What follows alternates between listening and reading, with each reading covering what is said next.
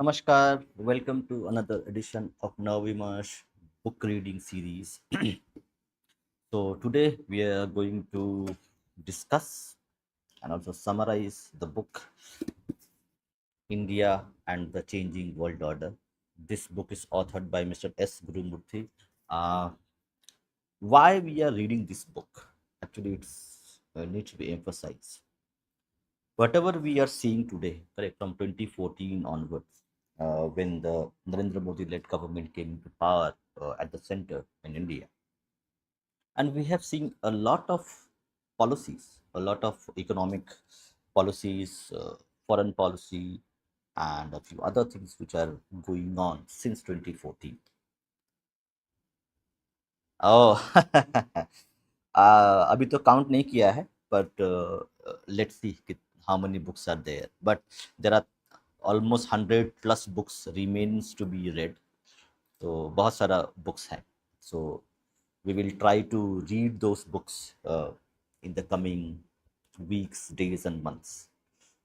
But thank you for your reminding that how many books we have read. I think we need to do a count. We will do a session on this as well to understand कि कितने books हमने पढ़े हैं. But one thing I forgot, so let me actually do something on the stream itself.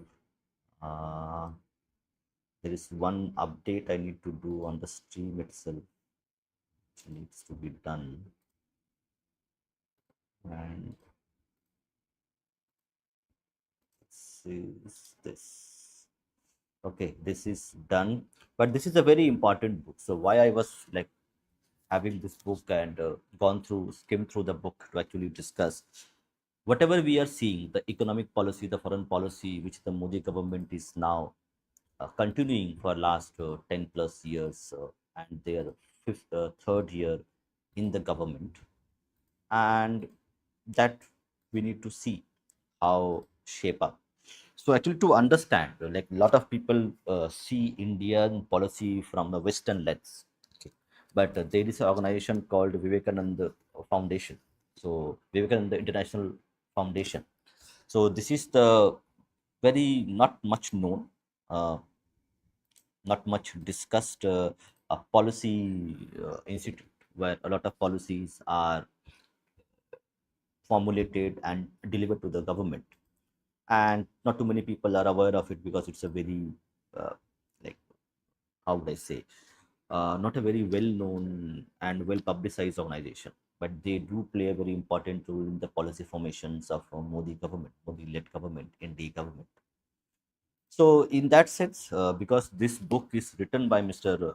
S. Gurumurthy, who is the ideologue of Sangh RSS, and a lot of inputs goes into the governing structure of the current government, and also it has gone into for the last 10 years when the Modi government came into power.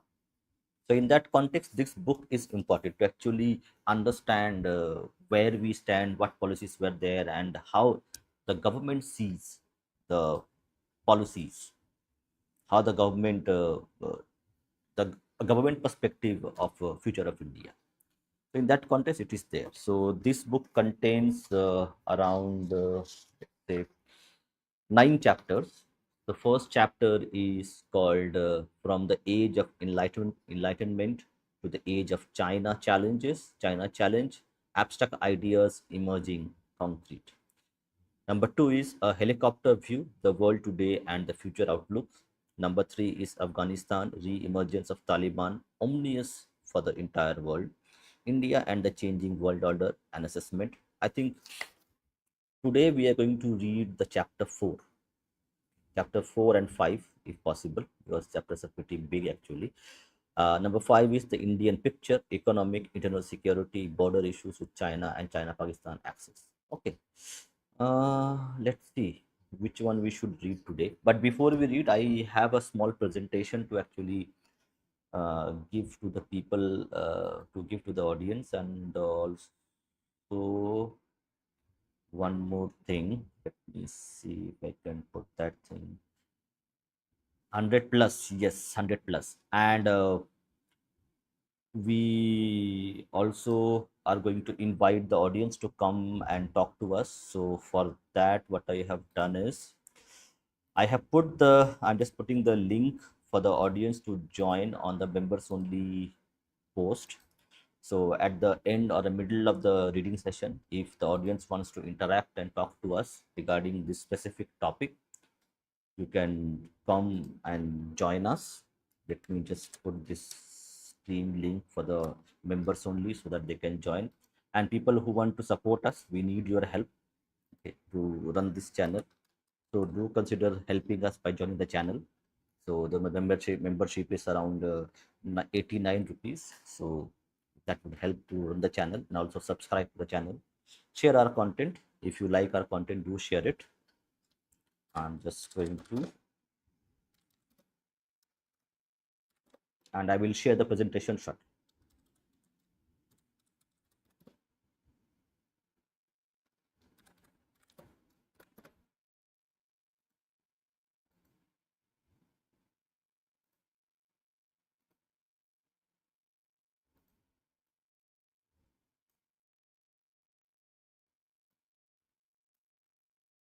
Hmm. Okay, the link is there for the audience to join in the members only post. So if you are a channel member, you can join the discussion by going to the post community post section of the channel, where you will find the link to join the discussion, and we'll take a few comments and then we will start the reading. Okay, so we have Vyom joined. Hi Abhay, namaskar. Okay, so let's start the reading. But before reading, let me share the screen. Mhm. Okay, we have. Let me see if this works. Yeah. So do let me know if you can. Yeah, the presentation is there. So I'm going to go through the presentation. Do let me know if you can see the screen. I'll try to increase the font if I can. Let me just check. Not this one.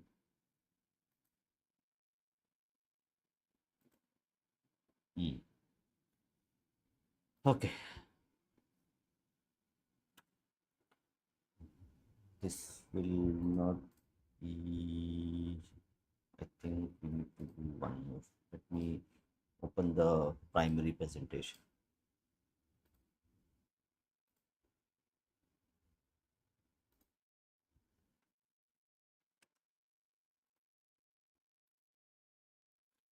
Okay, this should be visible to everybody.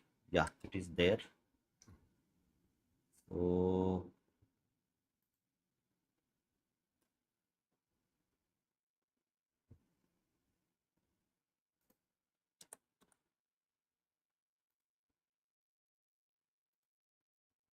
so this is the presentation that we had created. So this is the book India and the Changing World, analysis of the transition to the Western universalism from multi-modern civilization future. So this the book name is India and the Changing World by Mr. S. Gurumurthy. These are actually few of the lectures are there in the public domain. Few are written in various magazines, as articles. So it's a compilation in many sense. The central thesis of S. Gurumurthy's positions that the post-World War II world order is undergoing a global churn. We are seeing currently the American hegemony is weakening. We are seeing the Middle East is going through a very volatile period, and since World War II, for almost now what almost 70 years. If 1940, 1940s was the Second World War, then we're almost in 70 plus years where America was the unipolar power, the only superpower, and they have become the policeman of the world. But now we see that it is now being slowly the American hegemony power is weakening, and a multipolar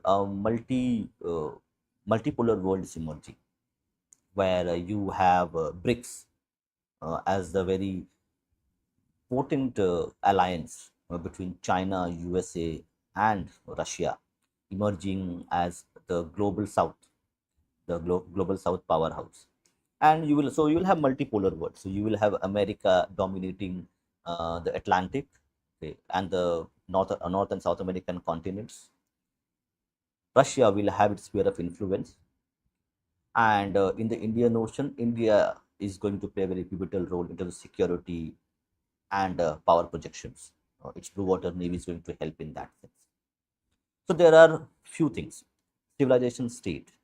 India must be viewed as a 5,000-year-old civilization, not a mere post 1947 nation state. That's a very core thesis of Mr. Gurumurthy, and also the kind of overtures which we are seeing from Mr. Narendra Modi by gifting Gita to various state guests.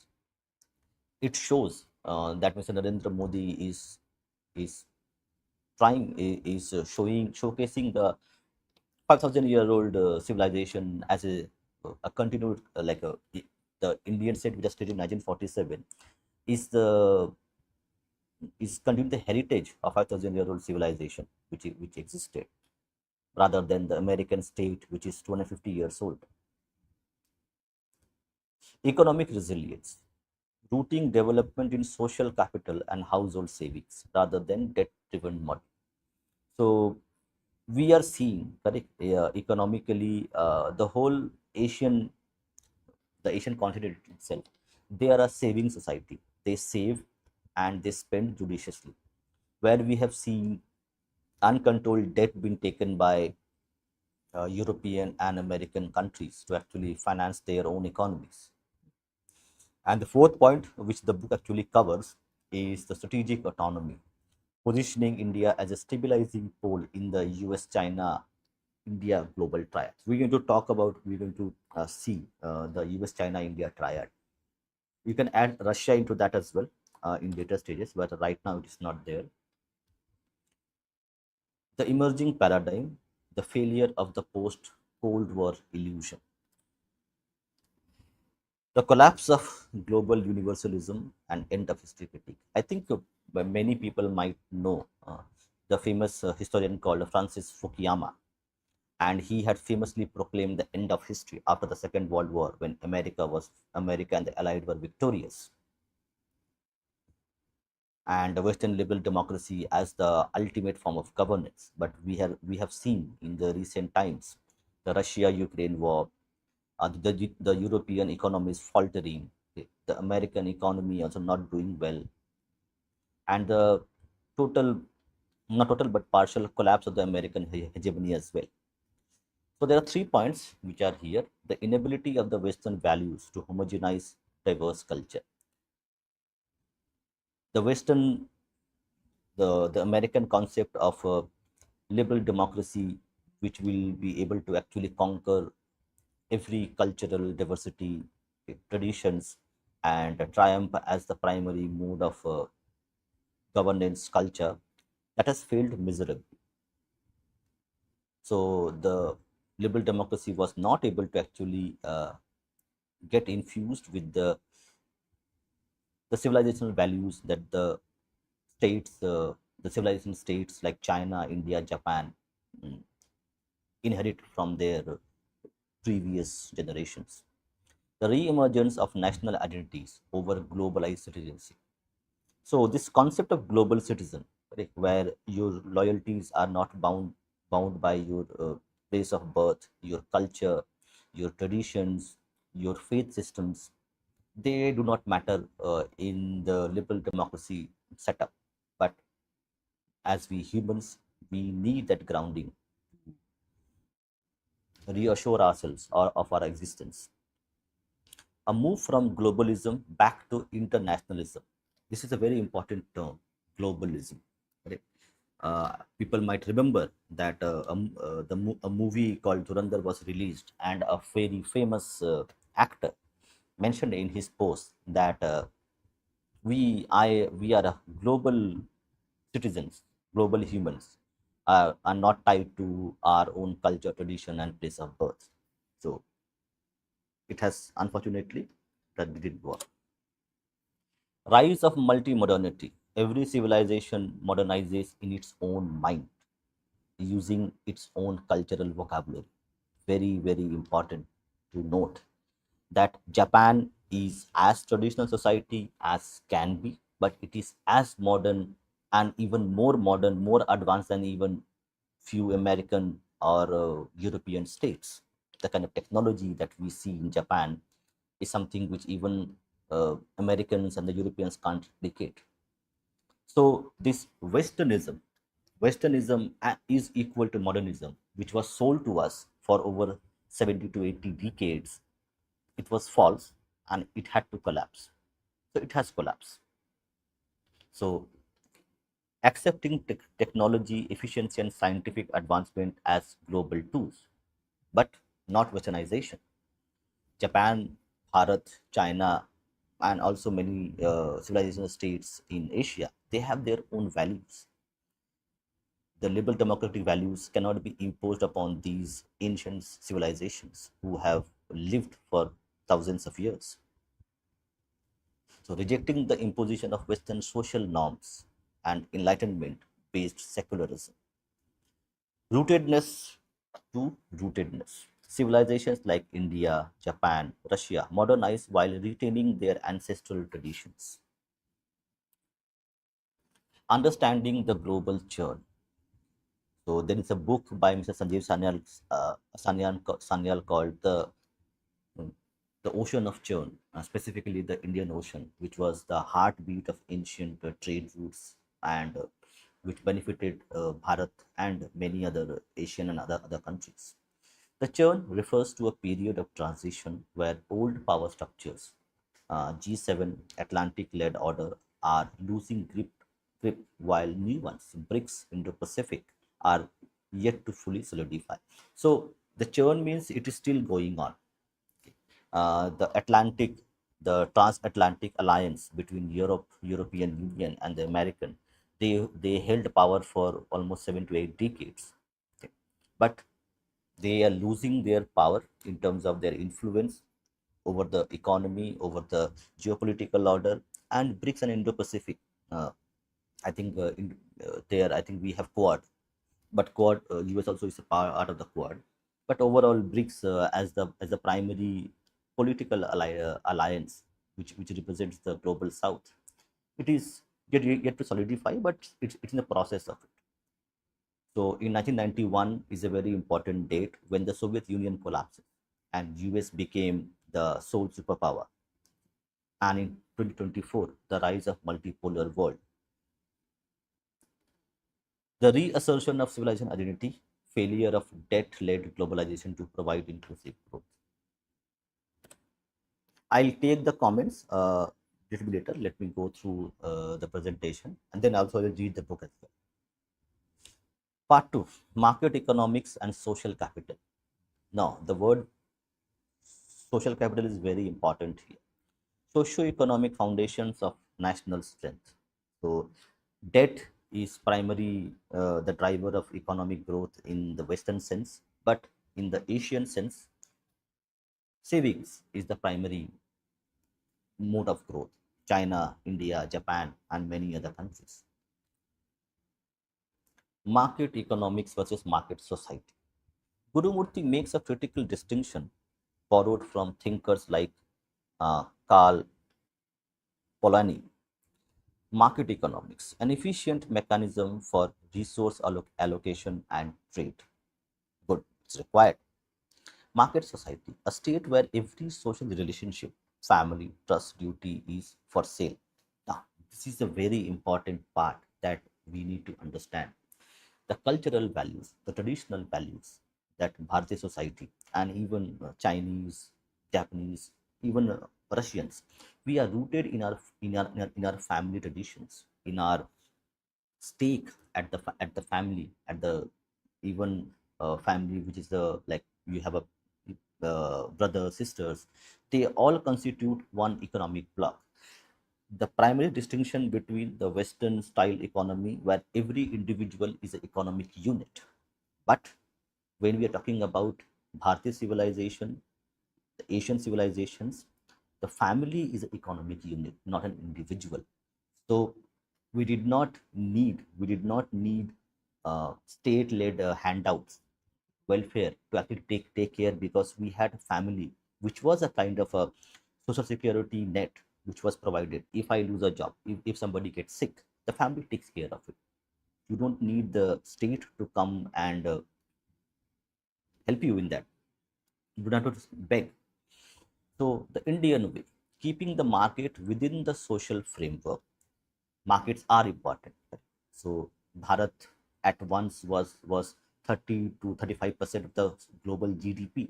We were trading. We were trading with the Greece, Egypt, and many other countries, with China, with places in Southeast Asia. We were trading. So we know how the market works, but our economy was also rooted in that distinction of family as a unit, economic unit, rather than an individual. So keeping the market within the social framework, not letting the market consume the society, very important. The Western-led economies or economic framework of individual as a economic unit has destroyed the family structures, the birth rates of the Western societies, including Japan, which has lost its birth rates, South Korea, Europe, America, it has gone that route. But the way the dharmic approach works, it keeps the family as a primary focus, so that the society is stable and it prospers over a long period of time. India's bedrock, the savers economy. Indian, Chinese, Japanese, and even other Southeast Asian countries like Vietnam, where we save, we don't spend indiscriminately. After liberalization, we have seen in like in South Korea, in Japan as well, we have seen this rot of spending a lot of money on consumer goods to make us happy for a few seconds. So the Western model is consumption at debt driven. If you can remember that America has a debt of around $38 trillion, and the American student loan is bigger than the size of countries' GDPs. The credit card debt in US is also very big. So the whole economy is driven by consumption and debt driven. While the Indian model is household savings driven, where the family saves to protect the future of the family and family members. Family units. Family, not the individual, is the core economic unit of Bharat. Gold and assets. India's massive private gold holding act as a silent national reserve, which is going to play a very important and pivotal role when in, in a couple of years, maybe 2030 or later, we will see gold has become the primary asset in terms of asset class holdings. Low leverage. Inherent cultural aversion to high personal debt provides stability. Market economics and market society. I think this is done. This is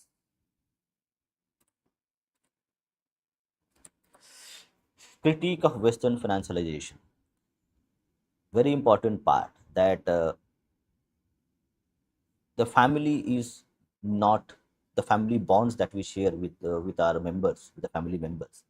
They cannot be equated or converted into money.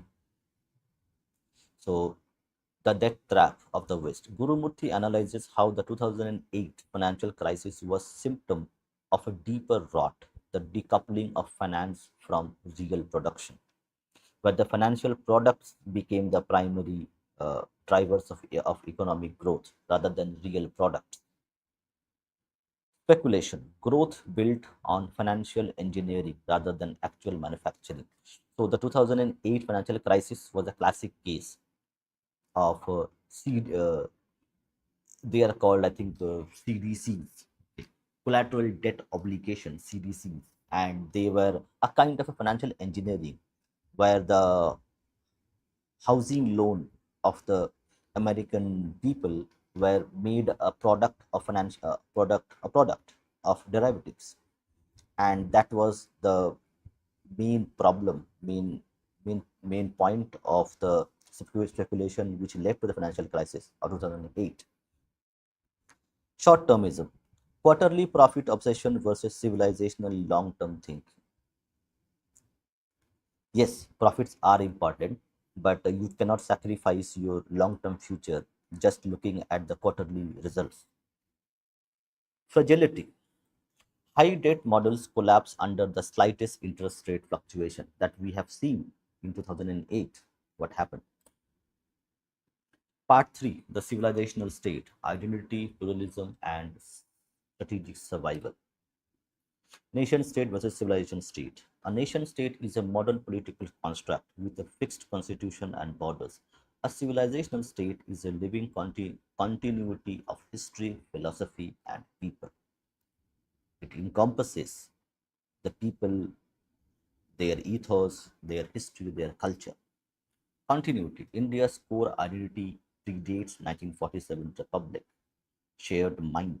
The common cultural markers dharma, karma, unity in diversity across geography. Inclusive rise. The rise of India is the re-emergence of its civilizational mind. This is interesting.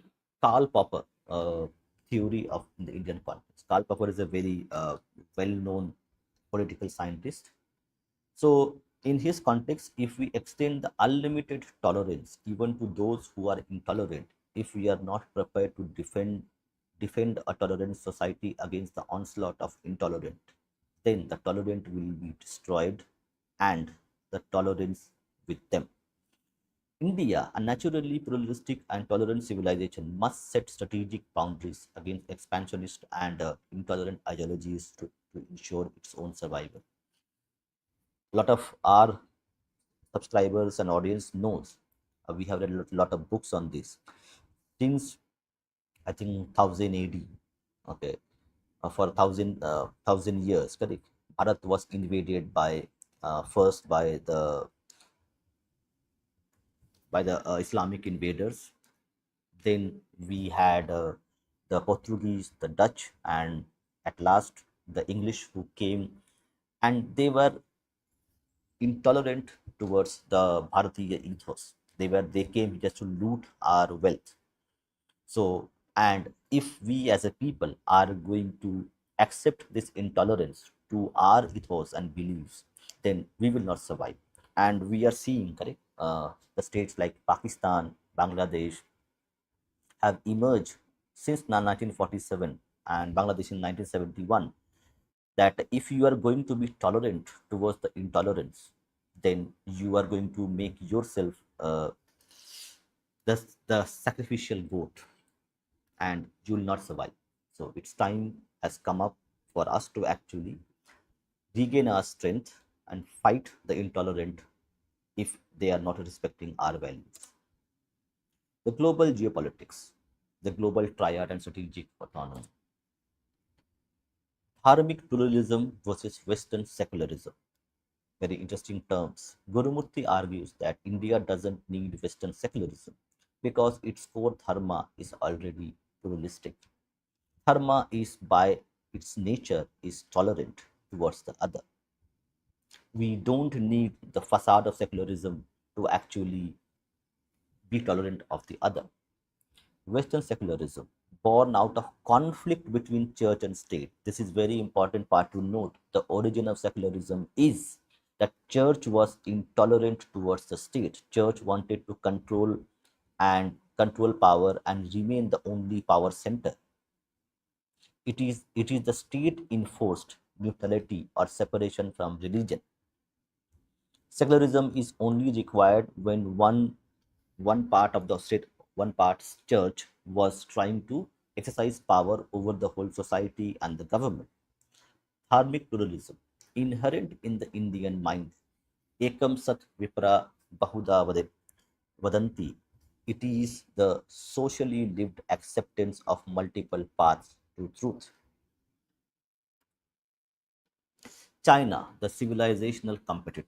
Gurumurthy views China as India's primary challenge, not just territorially, but also civilizationally. Debt diplomacy, using predatory lending to control strategic assets of the other nations. BRI, correct? So BRI was an initiative to build infrastructure. I think it was, I forgot the name itself. Okay. So China was extending loans to a lot of governments to actually build airports, bridges, roads, rail lines, and we see the classic example in Sri Lanka, where the Hambantota port, which was built by Chinese money, and the Sri Lankans could not pay back the debt, and it was taken over by the Chinese for 100 years for a 99-year lease.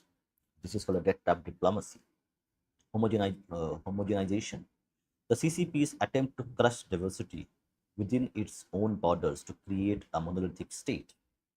We have to remember that uh, China is a state where the 90% of the people are native Han Chinese. The other people who are not ethnically Han Chinese, they are being discriminated against by the state itself. Strategic threat. The need for India to build strong internal resilience to counter China's outward aggression. We have seen the LOC, line of actual control, in Ladakh and also in Arunachal Pradesh, where Chinese aggression has played a role in the instability in the relation between China and India.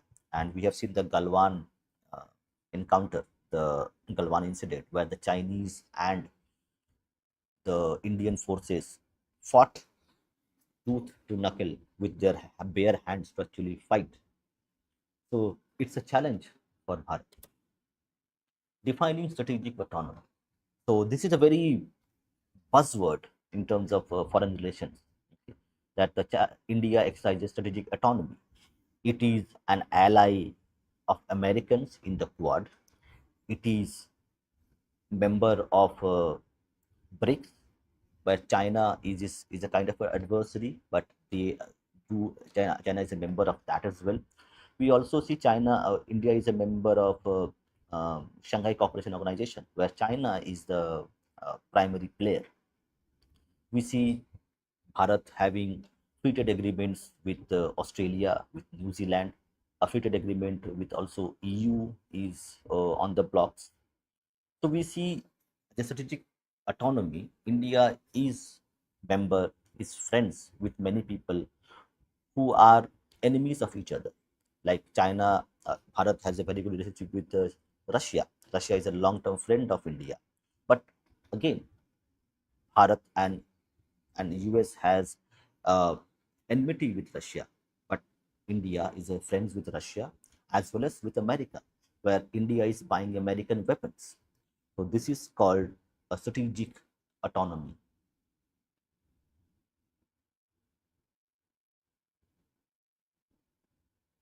India is a pole, not a satellite. The global triad, the US pole. So we have now like a multipolar world. We have power centers spread across the globe, including the global north and the global south. The US pole, a declining superpower struggling with internal social atomization and debt.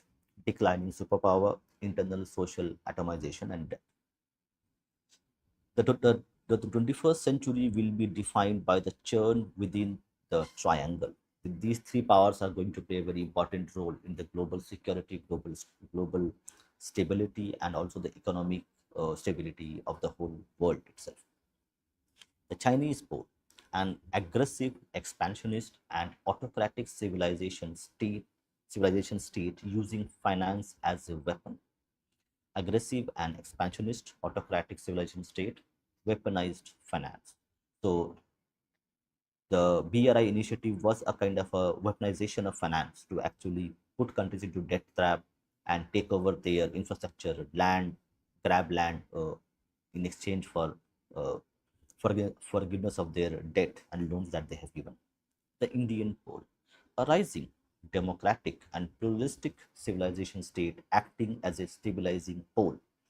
Rising, democratic, pluralistic civilization state, stabilizing pole. The path forward, the last part. Rise of India is not just an economic event, it is the return of a civilizational mind to global high table. The world needs India's pluralism to balance its own streams. Atmanirbhar Bharat. I think a lot of people know about the strategic initiative by the government of India to reduce imports, especially on energy, especially on the weapons for these defense forces. So strategic self-reliance. Self-reliance is not isolationism. Very important word to be understood.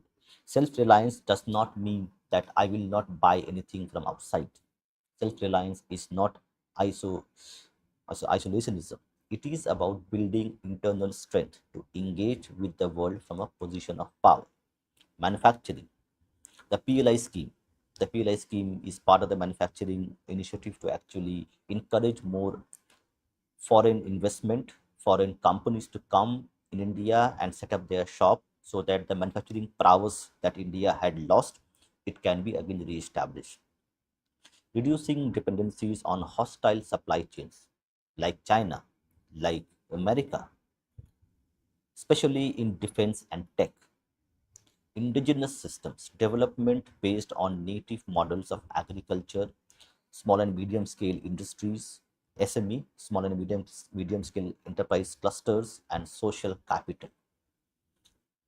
National security, the realization that an economically dependent nation cannot remain strategically autonomous. And thank you. So I'm going to now stop the presentation.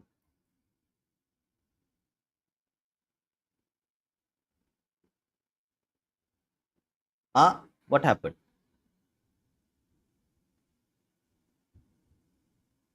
What happened? It was going correct. I thought you were able to see the presentation. Okay, never mind. We'll do it anyway. We will read the book again in few days. So I'll show the presentation again. Anyway, let me show you a brief of it. Okay, I have one more presentation to show, just to be, and let me know if this is something you can see. Okay, let me see if this works. Hmm. Okay, is the screen now visible?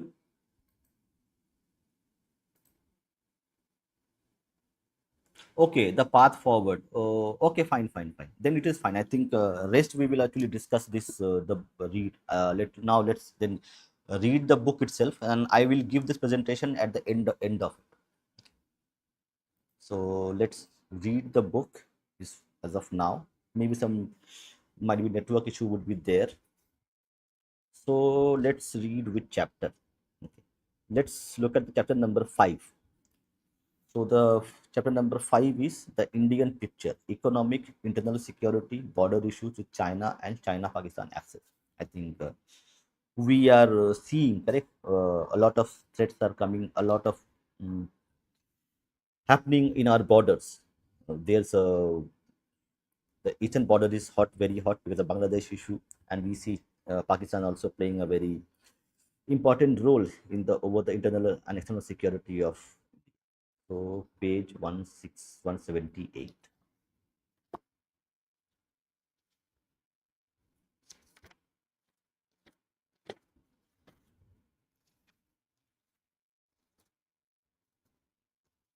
Okay, chapter 5, the Indian picture, economic, internal security, border issues with China and the China-Pakistan axis.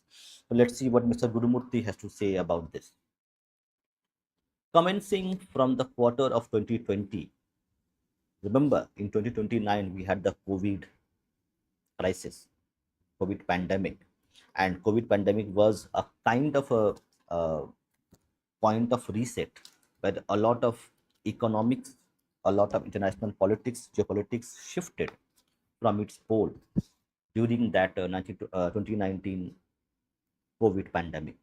Commencing from the first quarter of 2020, India has been facing multifarious and intense challenges: external security, internal security, economic issues, geopolitical shifts, and a COVID 19 hit health sector, all at the same time. We do not realize that in 2019 when the COVID-19 hit, the kind of challenges Bharat faced at that time. Never in its history post independence has India faced such comprehensive challenges. What challenges are? These are external security, internal security, economic issues, geopolitical shifts, and COVID 19. So one, two, three, five issues are faced at the same time by a nation. Never in its history post independence has India faced such comprehensive challenges simultaneously. Some of them have far reaching transnational and geopolitical ramifications. It is necessary for us to understand the depth and the impact of these challenges to evolve.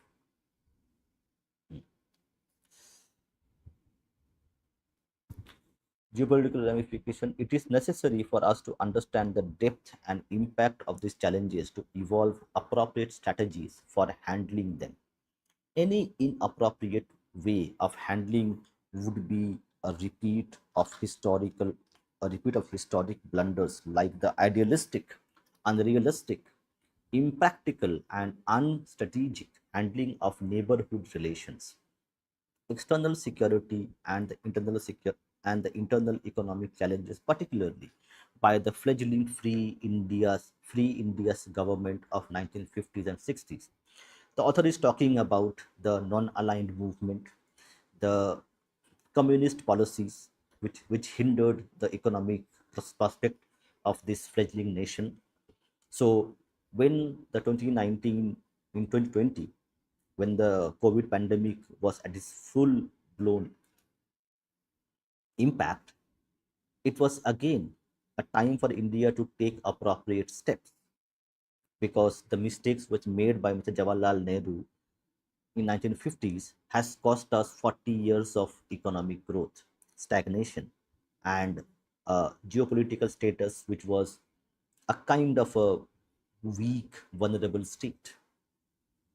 It was then now the time for Mr. Narendra Modi led government to actually take appropriate steps to the challenges again faced by Bharat after 1950s. The effect and impact of which the country is enduring even now. The 1950s and 1960s policies which were taken by the Nehru government still impact us today. Namaste, Ninar, Jai Shri Ram. Here is an overview of the challenges and the probable responses given the ecosystem in which the country is positioned. While in recent decades both India and China had comparable demographic strength, with China's lead getting narrower in recent times, the West preferred autocratic China over a democratic India purely for growth and profit. While both India and China had demographic advantages, India's democracy was considered a burdensome and difficult to handle, while China's autocracy was considered to be stable and easy to handle. After the reforms initiated by Deng Xiaoping in 1970s and following the death of Mao Zedong, while demography was in favor of both, West had an undisclosed view that democracy was against India. I think we all know about it, correct? That India is the elephant and China is the Chinese dragon. And China has efficiency and India has its bureaucracy to derail every reform that it had initiated. But with the West having burnt their fingers with the autocratic China, it is now turning to a democratic India. Now we are seeing a lot of foreign investment, FIIs, institutions investing large amount of money in the Indian markets. But since 1970s, especially 80s onwards, billions of dollars were invested in Chinese economy. But at the same time, the Indian market was ignored because it was termed difficult to work with. China versus India. Why India only grew when China flew? That's a very important term. Why India only grew? India grew at around 7 to 8%, maybe 7 to 8% at average since 1991 when it was liberalized. When China flew, China was growing at 14-15%, sometimes 18%. So the China's growth was around 12 to 13% per year, and that was something like flying, where India was growing at a very slow pace. Even it was a very fast paced for a general economy, but China was flying. For those who debate why China and why not India, here is an insight. An article in Forbes magazine 2019 titled Politics, Productivity and Population. Why the Chinese economy flew and India just grew summed up how China surpassed India by a wide margin. It said GDP per capita for China and India in 1985 was approximately 293. So now these are very interesting stats.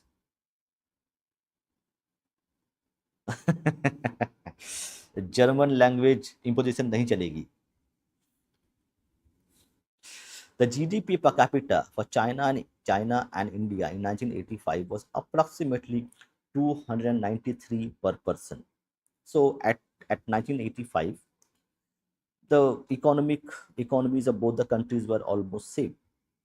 Both had the GDP per per capita income of $293 per person. According to according to 2017 data from the World Bank, China's GDP per capita has ballooned to 8,000 to $8,827, and India has climbed to $1,942. So if you can see, it is almost four times the Chinese number. Both countries have made tremendous progress, but the growth in China has been miraculous. Why such a significant difference? How did China outpace India? The answer lies in the difference between politics, productivity, and population trends.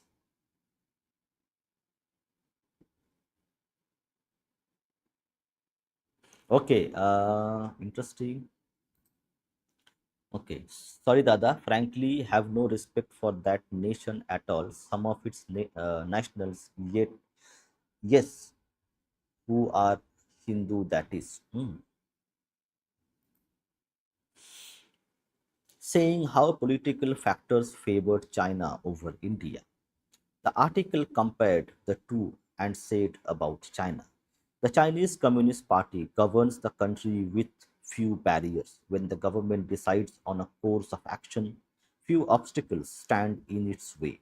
For example, China spent more than a decade building the Three Gorges Dam, the world's largest hydropower project. The massive undertaking displaced more than 1.2 million people and flooded 13 cities, 140 towns, and 1,350 villages.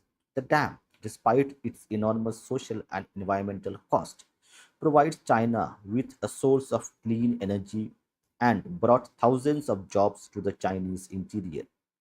When it comes to rapid development on such a scale, an authoritarian political system is definite advantage. On India, it said India is a democracy. It has regional parliaments and a federal parliament with many assemblies. This system is all inclusive but a nightmare for development.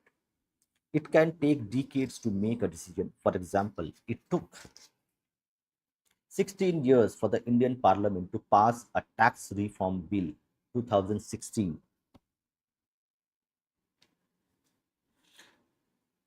A project like damming the Yangtze River could not happen in India. So the Yangtze River is also called the Yellow River. So where the Three Gorges Dam is built. So it is saying a project like damming the Yangtze River could not happen in India because of democracy as a bottleneck. Plagued by corruption at all levels, the divided political landscape would kill the project before it began. Politics prevent spending on infrastructure. In comparison to Yangtze project, in China. Look at the Narmada Dam chronology. 1961, Jawaharlal Nehru laid the foundation. 1961, 1979, World Bank agreed to fund it. So, 1961, Jawaharlal Nehru had laid the foundation. 1979, it means almost 20 years it took to get the funding. 20 years. World Bank agreed to fund it. After again almost 9 years, 1987, construction began. 1989, Narmada Bachao agitation started. 1989, again 1995, Supreme Court stayed it after 6 years. 1999, SC allowed constructions up to the height of 88 meters. 2000, it allowed 90 meters. In 2002, it allowed 95 meters. In 2006, it allowed 122 meters. Finally, in 2019, the full height of 139 meters after 48 years. The Yangtze project displaced 1.2 million, while the Narmada project displaced between 60,000 to 150,000. China completed it in a decade, but India took 5 decades. This explains not only why China flew and India only grew, but also why the West preferred to ally with China that could fly and not with India which only could grow. Pretending to bet on China becoming a democracy in the future. The West preferred China over India, always a democracy. So in many of the circles, correct, especially Americans who had invested billions into the Chinese economy, there was a sense of illusion that once China becomes prosperous, so there is a term, there is an economic term, correct? So if a country has $5,000 in terms of per capita income, it has better roads, better health, better infrastructure, and if the country goes beyond $8,000 or $10,000 in terms of per capita income, it transitions into democracy. So they thought, and it was something which was a very concrete idea in the Western academia as well, that when the society becomes rich, it will become democratic automatically as a function of its prosperity. Mm.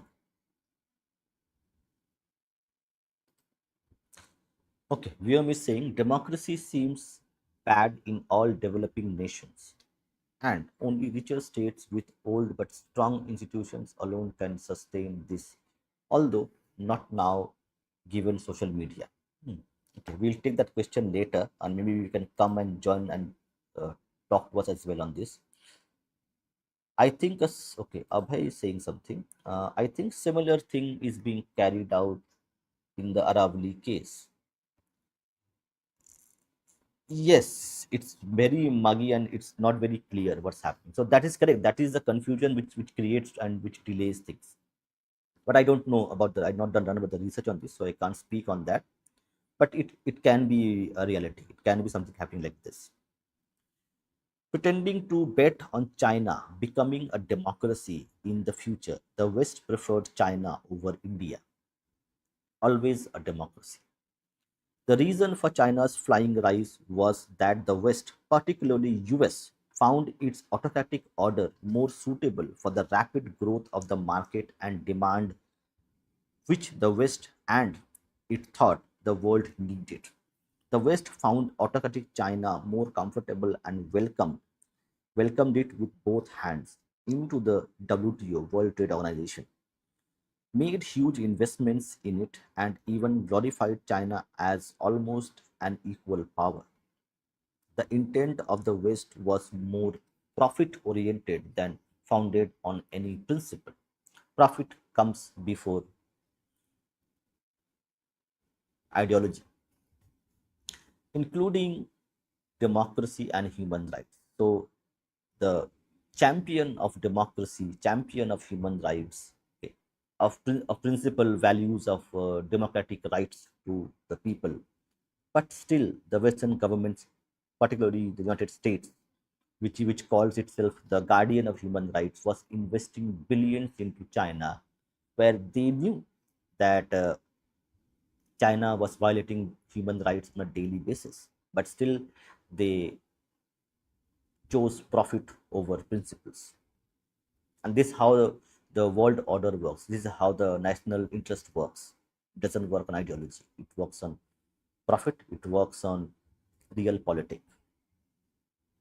So long as the going with China was good, the West would target India. Now, again, very important point. So long as so long as the going with China was good, the West would target India on human rights and completely overlook China on Xinjiang and other human rights violations. The West found India's democracy cumbersome and preferred China in the long term, economically. Even though the West pretends now that it gambled on the premise that autocratic communist China would head towards and democracy and market, but that failed to materialize. And the Economist magazine, 3rd March 2018, the West had no answers to why it preferred an autocratic China, trusting it became the democracy over India. So the West was only pretending that okay, somewhere down the line China will become democratic, and they use their academics, their intellectuals to propagate that propaganda or the narrative that soon we are investing now in China and China is autocratic. But soon after China reaches $10,000 of income, or maybe $50,000 of income, 50,000, it will automatically become democratic. That's how narrative game is played. But all the way, we know that profit was the primary motive, not anything else, principles. Today, the West and its allies are reworking their maths to decouple from China. Today, the rise of an autocratic China is a nightmare for the West. The West is realizing that discounting India's democracy politically and economically and preferring China's autocracy both was wrong. Having declared China as a systemic adversary, the West and its allies are furiously reworking the math and to cost benefit to decouple themselves from the complex multilateral trade, commercial, financial, and technical architecture they have built with China during the decades of bonhomie, bonhomie with it. The decoupling will mean an ever increasing supply chain shift from China in the coming decade and more, as coupling has taken at least a decade, if not more, to cement. The shift will not be limited to trade and commerce, as the collapse of mutual trust between China and the West and its allies will need comprehensive decoupling touching all aspects of geopolitics, and that perhaps is bound to lead to a change in the world order that is being talked about. Unless China retracts from its aggressive look outside and and regressive phase within, which is more unlikely than likely. So China will not regress, but it will maintain its aggressive posture. The limited medium-term beneficiary of this shift will be India, which being the only comparable replacement for China could also be a huge long-term beneficiary. But this cannot be without equally high short and medium-term risks for both West and India. And it will also involve bureaucratic and policy changes. Important terms: bureaucratic and policy changes. The West, the world, the West and the world need India's democratic polity and demographic strength for growth, stability, and world order. Post World War II order led by the West was founded on the Cold War between socialist and free market nations. which was not exactly the dividing line between democracies and autocracies, as many socialist nations like non-aligned India were democracies, while some Middle Eastern and Latin American nations that are aligned with the West were autocracies. In the Cold War order, the West never regarded India as part of its democratic circle, treating it more as a socialist adversary than as a democracy. In the post Cold War order, that is 2019, 2020 onwards, which was regarded as the success of the free market and liberal democracy over socialism, the West virtually ceased to have any ideological position other than leading the world without opposition.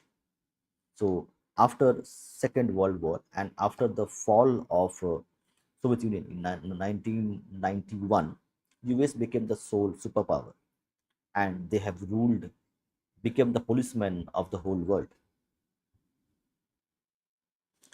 It was not averse to having it was not averse to having and could rationalize having autocratic China as a strategic partner in the trade, economics, and geopolitics. This was because of China's huge demography and regressive autocracy, which was which the West felt was the right combination for faster growth. So policies, regressive democracy, and autocratic policies are like a magic formula which West wanted or needed for a rapid growth, which was felt was the right combination for faster growth and not that of India, which though having a comparably huge demography also had a slow democratic polity. Indian demography was branded as an elephant, both for its big size and slow pace. The West and the world needed, let me see. Fine. Sir. The West and the world needed and will continue to need a huge demography to drive its and the world's growth on which its stock market's value rests. In the perception of the West, demography was the strength of both India and China, but it saw autocracy as China's strength and India's democracy as a sign of its weakness. Now, however, it perceives things the other way around. It sees autocratic China as a danger and democratic India as its ally. With the world polity delicately balanced, almost 50-50 between democratic nations of all hues and autocratic countries of all kinds. The huge demographic strength of India and its vibrant democracy are being perceived by the West as necessary for growth, stability, and world order, particularly when it is decoupling from China. The West and the world would not have cared for either China or India had their population been just a tenth of theirs. So, birth rates do matter. Birth rates are a fundamental of social and economic stability and growth and also prosperity. Indian democracy and demography, in the emerging perception of the West, are the right replacement for the Chinese demography and autocracy for the future world order. Several reports and studies that appeared between March and May 2021, which include the UBS Evidence Lab CFO study, the Bloomberg report, the Information Technology and Innovation Fund research, and the Quina report, all of which uniformly pointed to the US and the West shifting from China to India, as will be explained in the detailed later on. In these studies, the report of the Information Technology and Innovation Fund (ITIF) makes extremely significant geopolitical analysis of global shifts and the likely scenarios that may emerge. Describing the worst and the best case scenarios, the IITF report says that in the former, tensions between India and China are reduced, and The many business synergies between these two neighboring nations come to the fore, in which case the heart of the global economy would shift to the east, and there would be little the United States could do about it. In the second scenario, the interests of India and United States become increasingly aligned as the economic, military, and international relations challenges from China grow, in which case democratic norms could prevail across most of the developed world as developing nations start looking to the Delhi model instead of the Beijing model. Delhi model is the democratic model, Beijing model is the autocratic model. Hmm. Absolutely correct. The TFR, the Sanjeev Sanyal discusses how the West weaponized male child preferences in India to attack its TFR. Absolutely correct. It concluded that in any event, India's tech dependence on India was bound to rise as economic and geopolitical stakes could not be higher. This leads us to the next issue. How should India handle the shifts?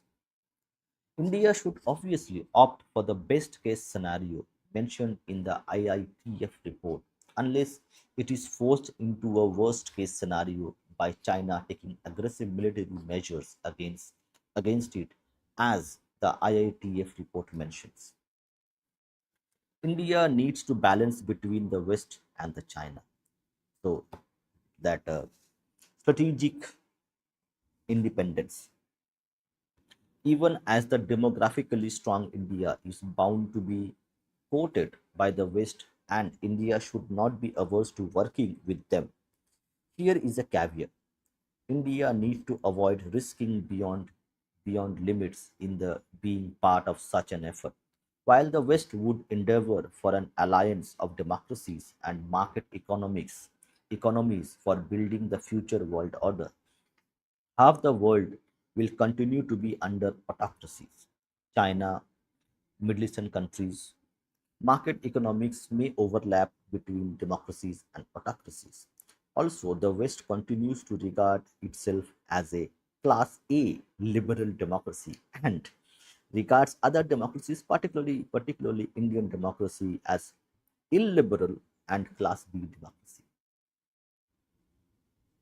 Mm.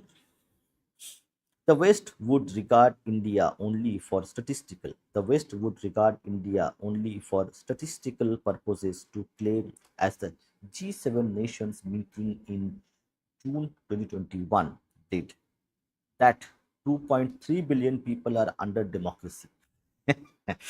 If India is excluded, the balance of the West approved democracy is just a billion.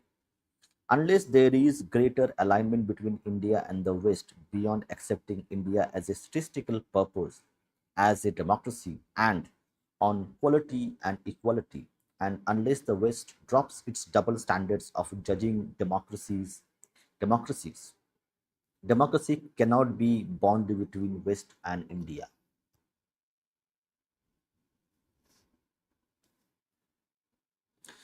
There will This will call for change in Western perception of ultra individualism.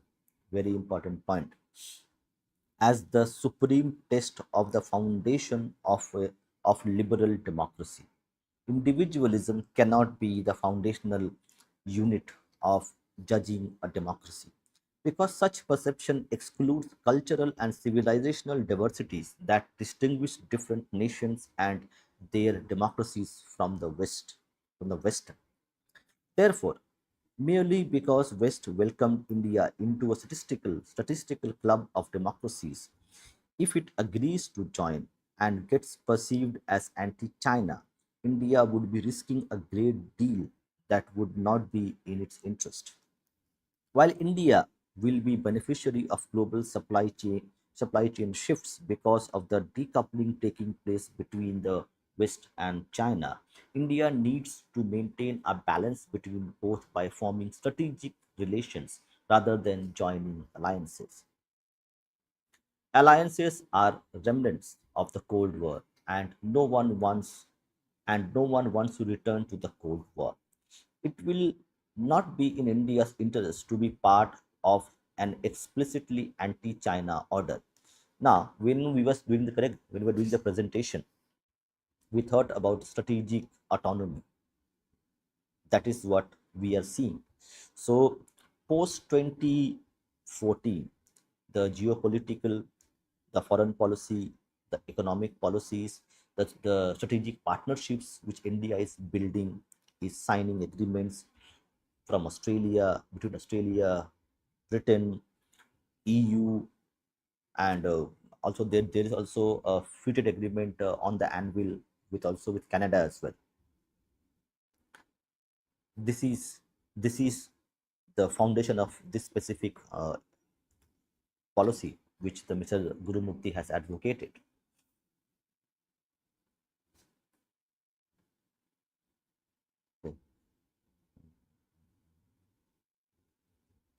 It will not be in India's interest to be part of any explicitly anti-China order, or to have a sworn enemy of China's size and power along its 4,000-kilometer long treacherous and mountainous border.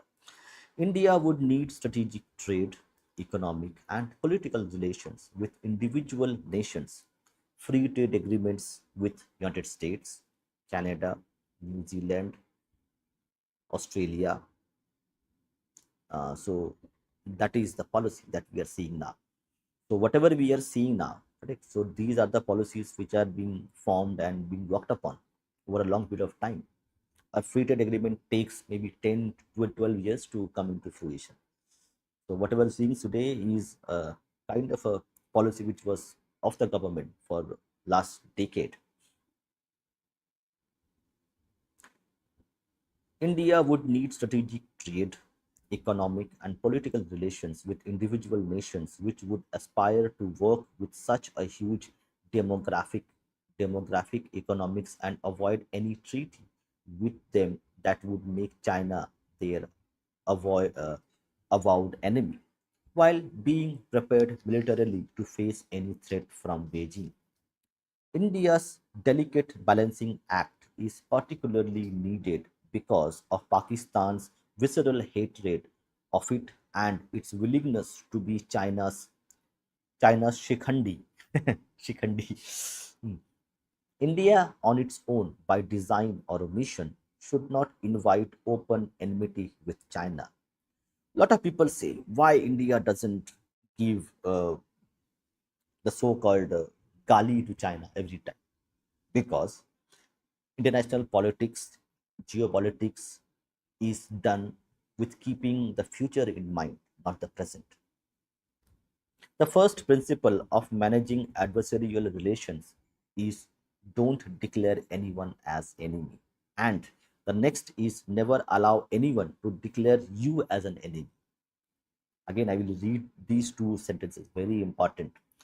What we see today, what we have seen the Indian government stand post 2014 Modi government, specifically on China, China's the Galwan incident, the Pangzhou Lake incident.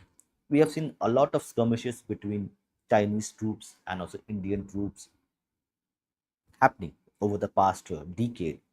But how we look at it, how the Indian state looks at it in terms of policies for the future. So it mentions the first principle of managing adversarial relation is don't declare anyone as enemy. Do not declare China as an enemy, but we do declare Pakistan as an enemy state.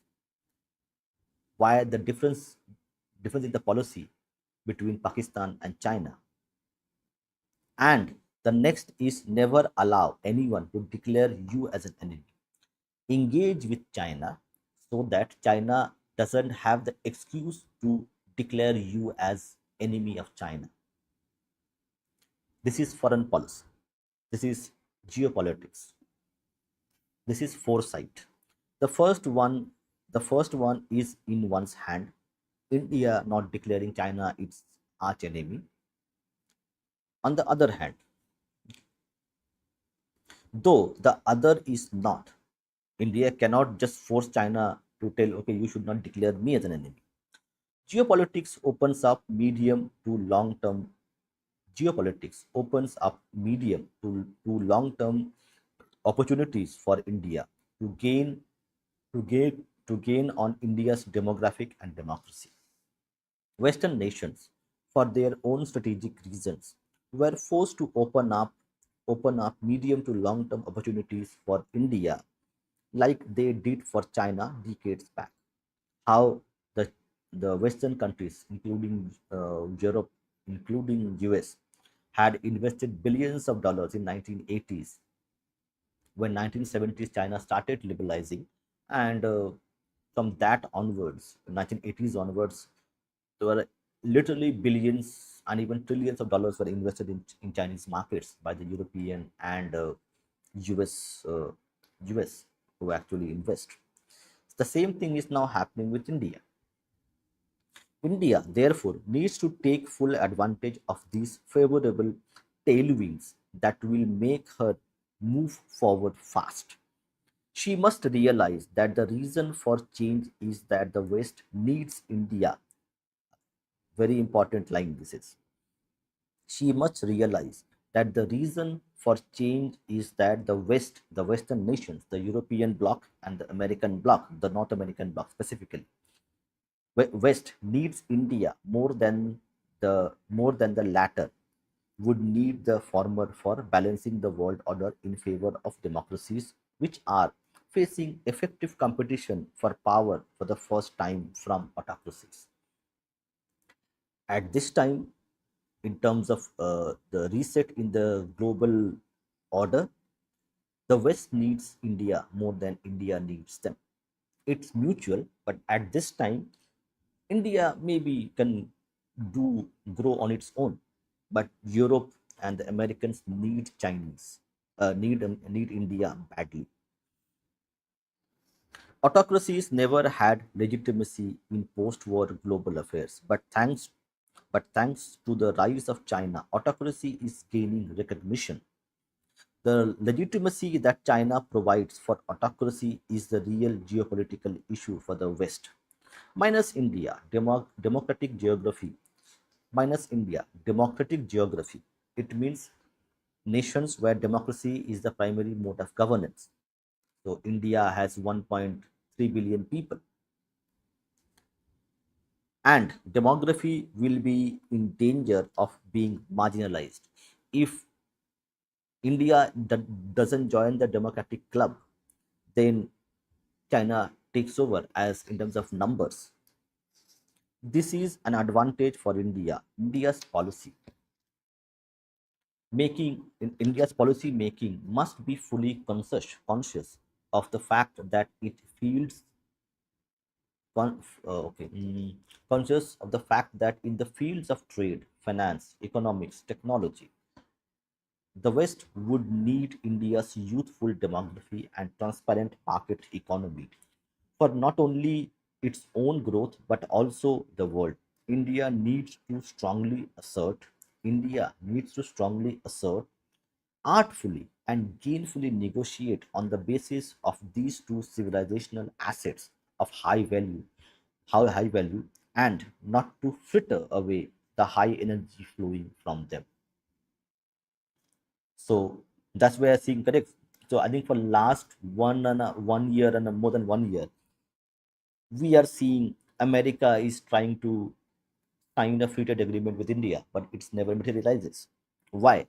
Because the terms Americans are giving to Indians are not acceptable to India, and the policy is that we have an advantage at this time. In 1980s, the democracy was a disadvantage. It was considered a disadvantage. That's why the billions went to China, as China was an autocracy.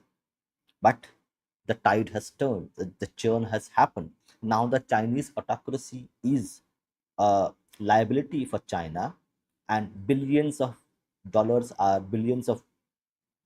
currencies is moving out of China and going into India. So at one time, democracy was a burden. Now democracy is the currency which India can use to actually get a lot of things done, but India needs to play very smartly. Concrete and core national interest must predominate Indian policies and strategies, and not abstract global interest predominating over national. For the last decade, that's been the policy of national interest primary, not any ideological alignment with any other power, whether European or Americans. India must carefully draw up a balance sheet of its strengths and weaknesses, and choose its strategic partners to add to its strength and reduce its weakness.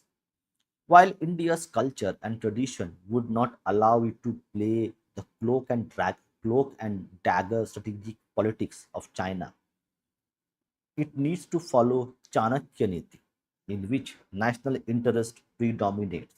India must also align national discourse and debate in accord with its global strategies, and not allow domestic political divisions to distort them.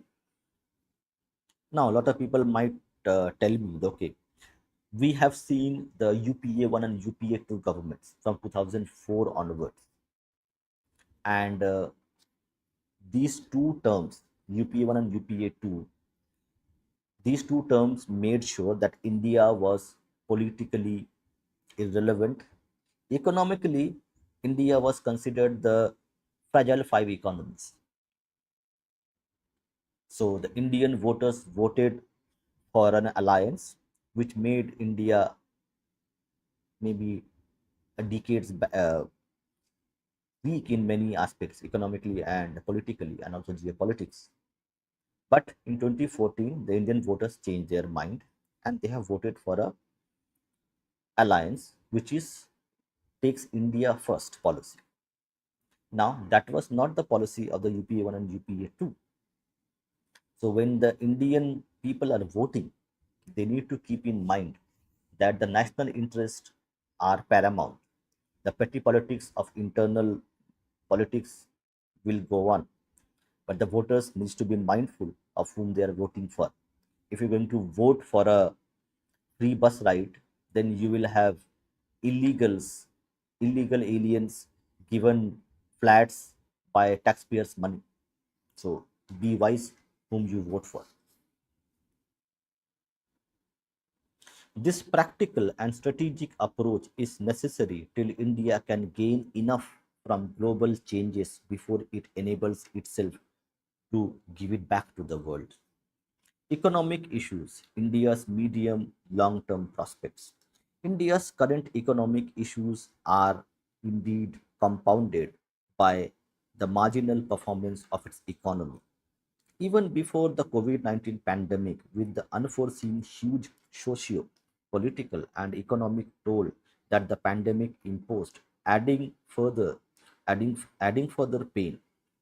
Undoubtedly, India will have extensive short term economic issues complicated by COVID 19 induced health issues, but in the medium term, India will gain the advantages which it lacked and which China had over it for the last 2 decades. In the long run, India is likely to gain advantages which China may lack. The medium and long term advantage which India will gain has much to do with how the world, particularly the West, looks at China in comparison to India. This is the medium and long term advantage which India has been awaiting for 2 decades. India's GDP growth before the pandemic had hit a low of 4.5%, and during the pandemic year 2020-21, it turned hugely negative to minus 7.3% when the economy shrunk. And that happened first time in decades. When the economy began rising, a tsunami like second wave hit, and the damage and the damaged India several times worse than the first.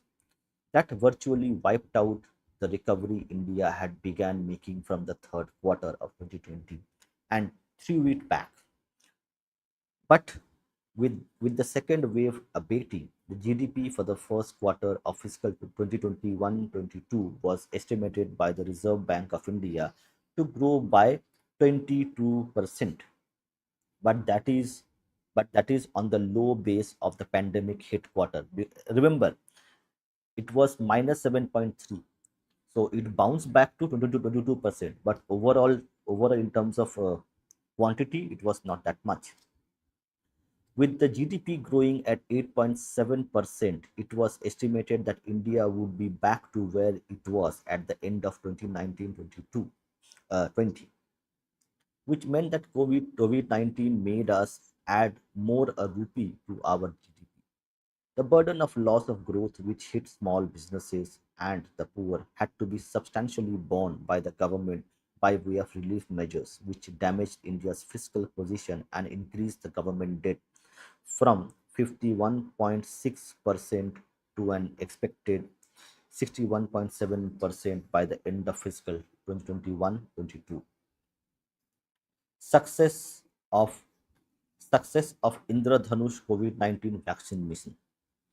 If there was any hope today of overcoming the pandemic and the achieving faster economic recovery, it was the extraordinary success of the Indradhanush mission of the government to, to indigenously produce the anti-COVID vaccine. Anti-COVID vaccine producing nations and pharma giants are few, but almost 7 plus billion people the world over, of which one sixth is in India, needed the vaccines. For India to get vaccines from outside in the past, it has taken not years but decades after the pandemics broke out. Given the past experience of depending on the world to supply vaccine against pandemics, it would not have been possible for India to get anti COVID vaccines from outside for 100% of its population for decades. Our experience has been that it has taken 40 years to vaccinate 100% of India with imported vaccines, and we could not start vaccinating our people even after others had completed vaccinating others. India daring to take the challenge and its success in developing the vaccine has put her in a different club in the pharma world and in geopolitics. It also became a real and declared global test for the very idea of Atmanirbhar Bharat, which was declared by government when the pandemic hit the world. The government had actually taken a huge risk in saying it would produce indigenous vaccines, as had it not achieved it within the within and outside India, it would have become a laughing stock. Now, with the development of at least five indigenous vaccines, the world looks at India with awe, as long back she had been written off in the branded drug market after China began to dominate it. Thanks again to the West. Against this background, when the Indian government conceptualized and drove the idea of indigenous vaccines, no one within India or outside believed India could do it. India has now vaccinated over a billion. So, this we are talking about in 2021-22 period. India has now vaccinated over a billion people in the aggregate. This huge leap, which is almost the best in the world in terms of vaccinated populations, would not have been possible but for indigenous vaccine development. Before the onset of the second wave, India had exported 66 million vaccine doses, which it had which it had to stop due to the harsh second wave. Nature magazine says that the world needs around 11 billion doses of fully vaccinated 70% of the world's population against COVID-19. But more than 80% of the doses had gone to high income and upper middle income countries, and only 1% for people in low income countries have been given at least one dose. Given these hard facts about vaccine availability, distribution, and administration, had India not developed its own vaccine, the question that surfaces is what would have been India's vaccination program on which its economic recovery depended. The COVID 19 infection rate can be seen inversely proportional to the vaccination rates. Unless the vaccination rate was expedited, expedited, there was no way the infection could be contained, and unless infection was contained, the economy could not recover. It means economic recovery is directly proportional to the vaccination rate. In short, had India not produced the vaccine and ramped up the rate of vaccination, there could have been no hope for short-term or medium-term recovery. Two, 3 year medium, 2, 3 year medium term The medium term outlook for India's economy seems strong for the various reasons, domestic and global. Medium term growth prospects are led by exports, pent up demand of the period manifesting in the current year, rise in startups, IPOs and FDI, huge global shift, and other favorable factors. The Indian economy has undergone several major reforms in 6 years, some of which certainly were shocks that affected growth in the short term.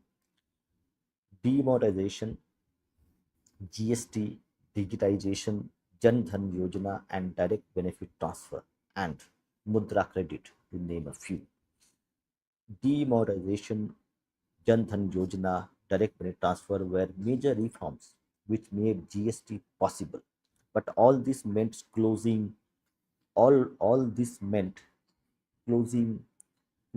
wrong ways for the doing business and governance. That also affected growth as informal funds generated by wrong activities. Okay, interesting. This is very interesting point. Demonetization, Jan Dhan Yojana, and direct benefit transfer were major reforms which made GST possible. But it also meant closing wrong ways of doing business and governance. The It means about the black money or the unaccounted money which was generated by bribes, by many other illegal or unethical means. That also affected growth as informal funds generated by wrong activities, criminal, hawala, money laundering, all those things were funding were funding MSME, medium scale MSMEs, which got starved of funds on one side and on the other. GST too suddenly attempted to formalize informal business and formal funding for that sector, which did not match their needs. This certainly affected growth, but that was the cost to pay for the extensive formalization of the huge informal economy. But before the economy could fully benefit from the transition from informal to formal mode of business, the pandemic struck, which added to the pain of deep reforms. Also, throughout of gear the entire range of economic activities. There are clear and positive indications that the Indian economy is gaining momentum. Some pointers are exports rise. The rising exports, in which the impact of the global shift is also seen, tend to indicate its emerging role in the short and medium term growth prospects of India. The exports of the first quarter. Okay, I think we can skip this chapter because this is may not be as relevant. Okay. And let me see some interesting parts which we can read, because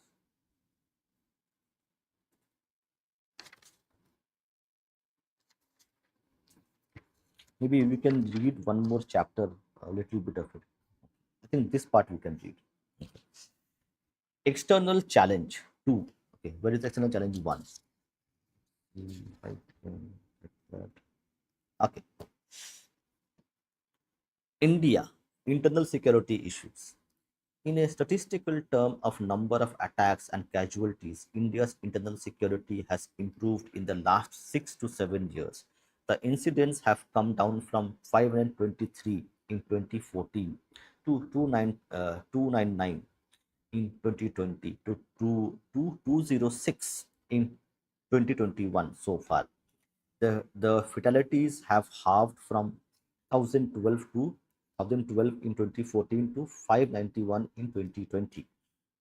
to 375 in 2021 so far.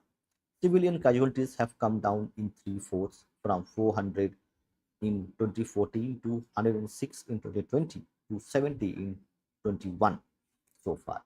Casualty of security forces has come down from 167 in 2014 to 106 in 2020 to 75 in 2021 so far. The number of insurgents killed has also come down marginally from 441 in 2014 to 385 in 2020 to 230 in 2021. So far, suicide attacks have become rare. External challenges: 1. Motives of China's moves at the border and outside to make India a political risk and undermine its value as a safe alternative to China.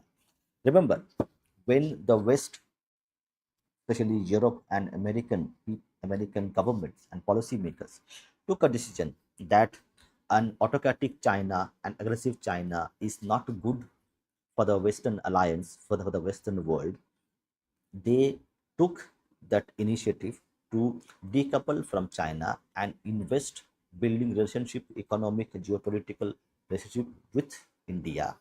Then China had to react. And how China would react? China would make the border hot, especially the eastern and the western borders in Ladakh and also in Arunachal.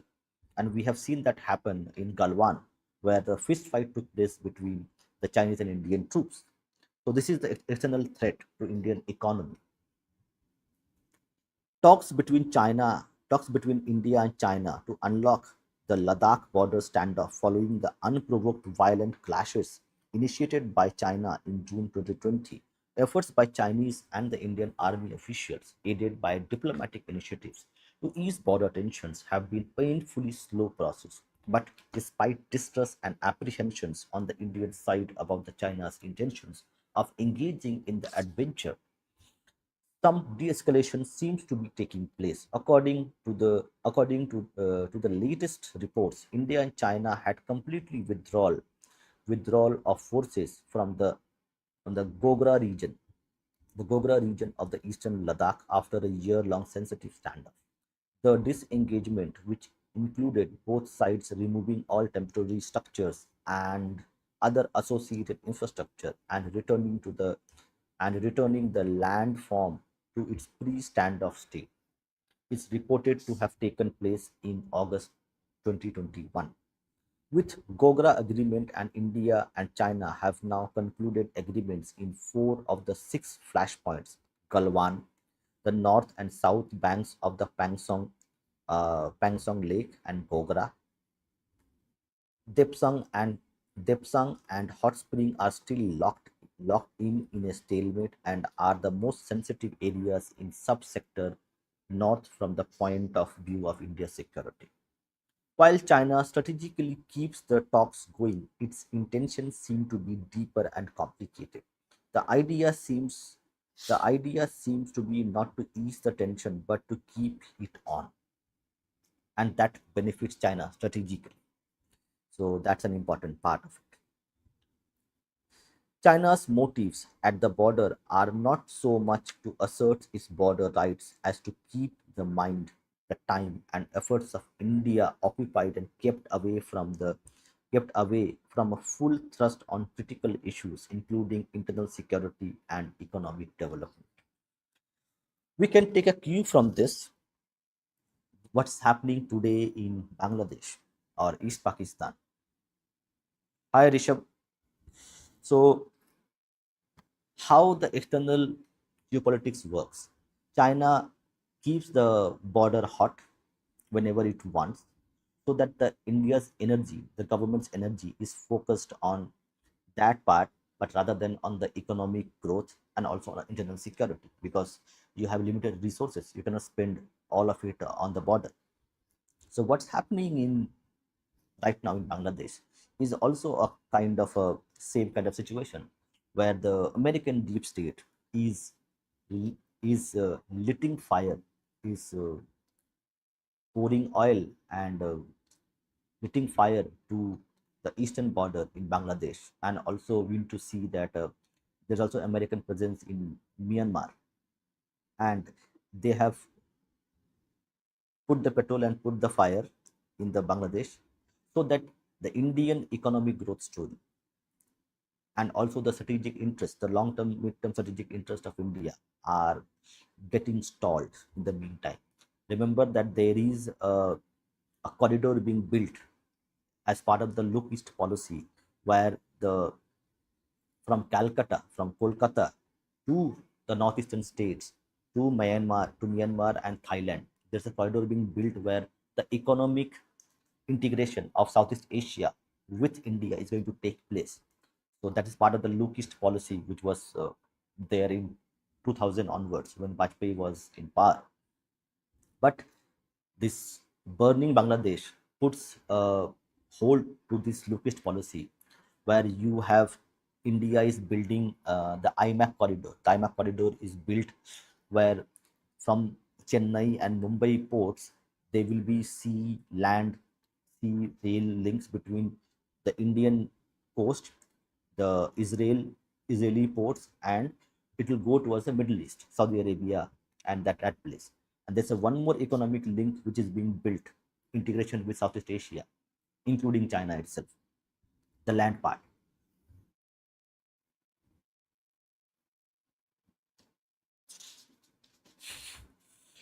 Okay, Rishabh. Okay, Rishabh has one interesting point. Also, if you spend on defense in the mountain, you cannot focus on the Andaman. Absolutely correct. And the Andaman base is very important strategically and also economically, because the economic might of Singapore is because of its location and the port. And if India can be a kind of a alternative to Singapore port, then the economics is outweighs everything else. Yes, that's called the IMAC corridor. But very importantly, see, remember, uh, the distance between Kolkata and Bangkok is 2.5 hours by flight. And if you remove China, you have markets of Malaysia, Thailand, Cambodia, Vietnam, Laos, and these are highly dense populations.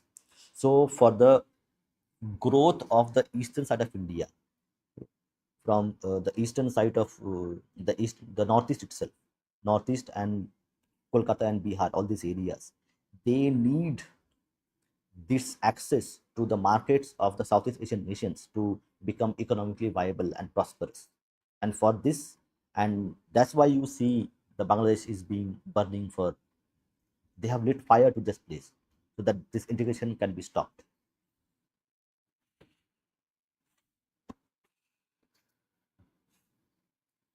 Okay. Hmm.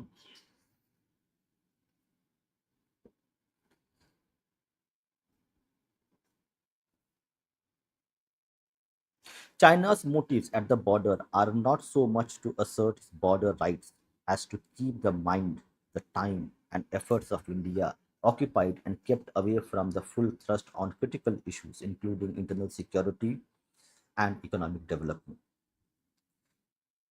The highly split Indian, again, this is a very important part. The highly split Indian politics is also encouraging and helping the Chinese in their efforts. Interesting coded language. The highly split Indian politics is also encouraging and helping the Chinese in their efforts. Whom the author is referring to? You can take a guess. Assisted by an army of wolf warriors engaged by China in and outside India. Hmm. To distort the Indian discourse on both China and on the border. So, for the context, when the Ladakh uh, conflict happened between the Chinese and Indian troops, there was few politicians, I would not name them, few politicians who had spread the rumors that India has given away thousands of kilometers of land to China in Ladakh. So when the author is talking about the highly split Indian politics is also encouraging and helping the Chinese in their efforts. Who are the politicians who are doing this? Assisted by an army of wolf warriors engaged by China, propaganda, and foreign money being paid to people in India to actually further Chinese propaganda and Chinese interests in and outside India to distort the Indian discourse on both China and on the border. To understand why China is causing tensions on Indian borders, it is necessary to know what China's global game is and how a rising India is connected to that game.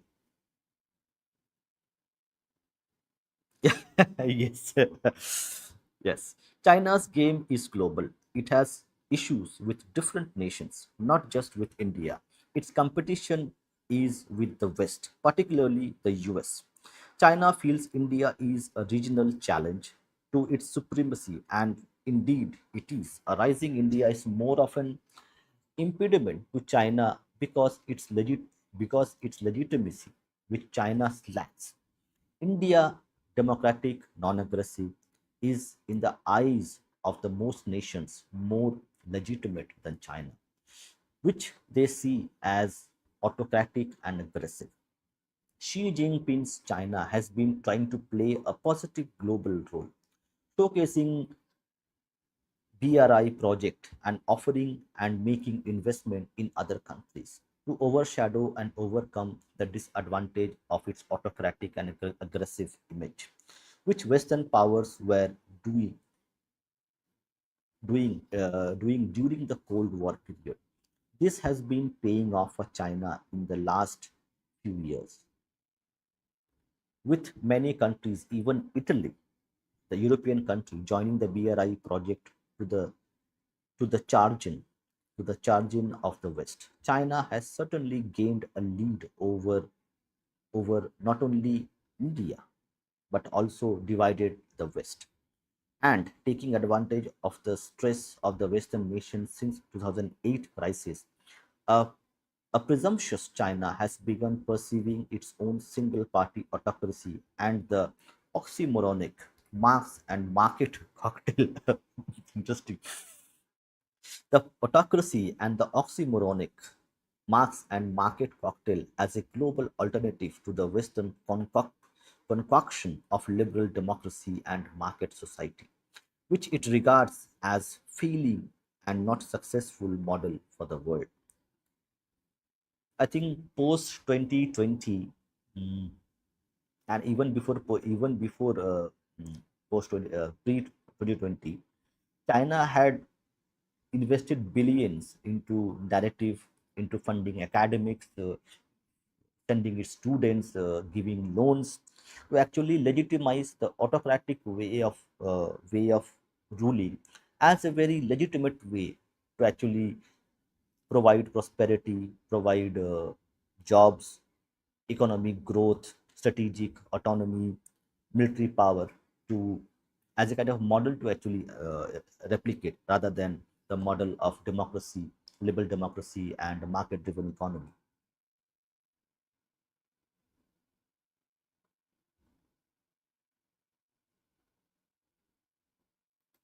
Mm. Correct, correct, correct. This is a serious and dangerous game from which China does not seem to have a retreat option. So China's wolf warrior diplomacy is very famous. Now it has been toned down, but 2020 or pre-2020, it was a kind of a Chinese policy, foreign policy arm, the so-called wolf warrior policy. In the in the kind of risk China has taken to position and push itself ahead of even the West, India is not presently a challenge to China militarily or economically. Why then? Why then is the Chinese army at India's borders? It is certainly not to reinforce its border claim by forcibly redefining it. The border dispute, which has been hanging for decades since before 1962 war, needs no urgent army action. The reason why China is at India's doorstep is because of the change in Western perception. Nothing happens in international politics, geopolitics without a reason. Why the Chinese army was at the border of India in 2021? Because of the West perception of India as a credible alternative to China in terms of its democracy and in terms of its market access. In Western perception about China that it is more safe with it and is looking at India as a safe alternative, as also a change in China's worldview that the time has come for it to shed its reservations of becoming a global power for which India may be an impediment, if not a competitor. China does not see India as a military threat in the short or long term, but given the challenges in the challenge, given the changes in the West West core China, it certainly would see India as a medium to long term economic competitor. Therefore, it has to undermine India as a safe and peaceful destination for those seeking alternatives to China. China might not mind other nations growing, but not India. As given the latter's demographic size and quality, its size might well provide prejudicial might prove prejudicial to China's interest. Therefore, with Pakistan at the Therefore, with Pakistan at its back and call to work with it, China's moves at the border seem to be calculated to create the threat of a possible two-front war against India that will increase political risks in the minds of countries and investors seeking out India as an alternative to China. In short, China would not want India to be a safe alternative to it in the calculations of other countries, particularly Western countries. But China's efforts to disturb India on the border and otherwise may also prove to be its undoing. It's a dicey game China played because China doesn't want a war with India.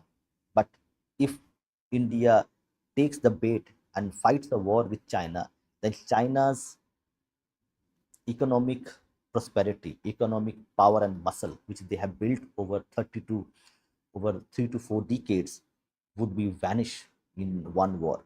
So it's a game of cat and mouse which China had played at that time. But China's efforts to disturb India on the border and otherwise may also prove to be its undoing. In its own interest, China should work for the best case scenario described in the ITIF report cited earlier, namely that if there is reduction in the tensions between the two, China and India, the many business synergies between these two neighboring nations come to the fore, in, in which case the heart of global economy would shift to the east and there would be little the United States could do little could do about it. That will be the rise of East and the decline of the West, which Xi Jinping has talked about. In case of tensions between the two, the ITIF said the interest of India and United States will become increasingly aligned as the economic, military, and international relations challenges from China grow. In which case, democratic norms could prevail across most of the developed world as developing nations start looking to Delhi model instead of the Beijing model. It may not be it may not be its own interest for China to have tense relations with India. President Xi seems to realize this for he advised the PLA senior echelons along similar lines after his first visit to India in 2014, during which the PLA had intruded into Kumar. On the other hand, India has to give deep considerations to its China policy, which is no more in substance a bilateral one. So, the China India relations is not a bilateral, it has a third dimensions, the perspective of European and American powers. Even though India has overcome its psychological disadvantage of the 1962 war setback, China's vast military and economic growth and emotional loyalty of Pakistan to China makes India's position unenviable in external, even internal security in Kashmir and elsewhere through Islamic identity. The strategy of China seems to be simply to keep the Damocles sword of war at, or even beyond the border, and the possibility of two-front war hanging over India, so as to keep India's mind occupied with the threat and thereby bargain with India not to move too close to the West. When we call correct 8D chess, 4D chess, 3D chess, this is the chess which is being played at the international geopolitical level. In the past decade, more In the past decade and more, India has always bilaterally managed its issue with China, but of late it has been increasingly drawn into the complicated China versus the West issues, and India has to keep guard to make sure that the China-India relations be only remain bilateral, not no third party should come into play. While China has while China has a Pakistan to use as its Shikhandi, the famous proxy warrior of Mahabharata, who sidetracked the mighty Bhishma while Arjuna targeted him as his main adversary as a proxy warrior against India. India has no such proxy warrior to sidetrack China. India can play the Tibet card, but unfortunately, they are not playing it. But yes, India has one more card which they have played quite well in actually Myanmar. So India shares a border with Myanmar, and the troops who are near the Indian border, especially the Arakan army, Arakan that region. So China controls Myanmar, the central government, but the Indian influence is still there in Myanmar, close to the border regions. Mm, we will discuss this. Okay. I will just finish this part, and then I will open up the stream for the audience to come and discuss and talk to us. You can just read this last part of it. Therefore, while entering strategic relations with the West, which has declared China as a systemic competitor, India needs to be careful, if not risking open enmity with China by its own commission or mission. If China openly chooses to declare India an enemy, that is a different matter. But India should not implicitly or expressly do so.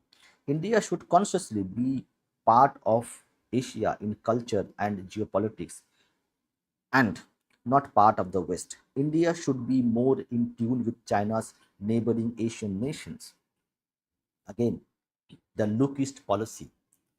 This line is very important when we are reading this. That is a difference matter, but India should not implicitly explicitly do so. India should consciously be part of Asia in culture and geopolitics, and not part of the West. India should be more in tune with China's neighboring Asian nations. India doesn't have a Pakistan equivalent whom it can play against Chinese, but India can, by extending its geopolitical influence, its trade, its economic relations with China's neighbors. Who are China's neighbors? Cambodia, Myanmar, Thailand, Asian nations which face an adversarial China, Philippines, China, and not adopt the stance and policies of nations geographically distant, which have declared China a systemic adversary. In his famous treatise, uh, Sukraniti, Shukracharya says, one should not declare anybody to be one's enemy, nor oneself be enemy's enemy. How the two giant neighbors handle their relations in the medium term will decide the geopolitical ecosystem of the world and also future of the rule based geopolitical and economic order which has sustained the world after the Cold War. So we will finish the reading here. So people who want to join the stream, the link is there in the members only post for people to come and discuss if you want, or else I will some take some comments.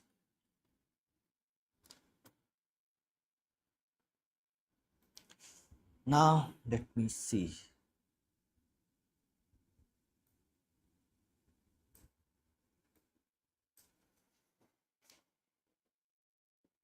Hmm. This was a good question from Vyom. I think how many we have read? Okay, we have one more guest already joined. Others who want to join, do join us. If you want to talk to us, the link is available on the members only post. So do support us by becoming a member if you wish to talk to us and hear more from us. Hi, Niner. Niner, you are on mute. You have to unmute yourself. Hello, am I audible? Hello. Yes, I can hear you. Niner, are Yeah, you so I was, speaking? we were discussing many points of this. Go ahead. Go ahead. Go ahead. Can you hear me now? Yes, yes, I can hear you. Go ahead. Right, right. Yeah, we were discussing many points in the comment section also Hmm, about hmm, how hmm, hmm, individualism and the culture is fundamentally different from ours in the West, hmm. and how their society basically encouraged that. You can say the state itself encouraged the individualism there. I saw in Ah. another interview, S. Hmm, hmm, Gurumurthy hmm, itself. hmm. He told that Hmm, hmm, hmm, hmm. the way the social contract there is that Hmm, hmm, in 1960s or 70s, the hmm, American government told its people that you need to stop. You don't need to care for your families and like elders or any children that much anymore. And in place, you should pay a social security tax. And from that tax, hmm, the government itself will take care of your people. So that leaves like no responsibility on the individual. Everyone is hmm, only responsible for themselves. That is hmm. where individualism, and he points that as the fall of U.S. Hegemony also. Uh, yes. So I think I think in let's say in the 1950s even correct US the US and Europeans had a good family structure.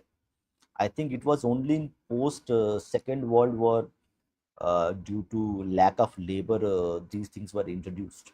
But there are many reasons behind this as well. But one reason the women were had to go and work because there were not enough people to work in the factories.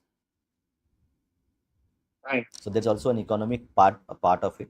But yes, And so the also, fundamental difference. they used, Go ahead. they had to make women work during the war also. They needed as many hands as possible, right? So they put many Hmm. women in factories or other kinds of work also during the war itself.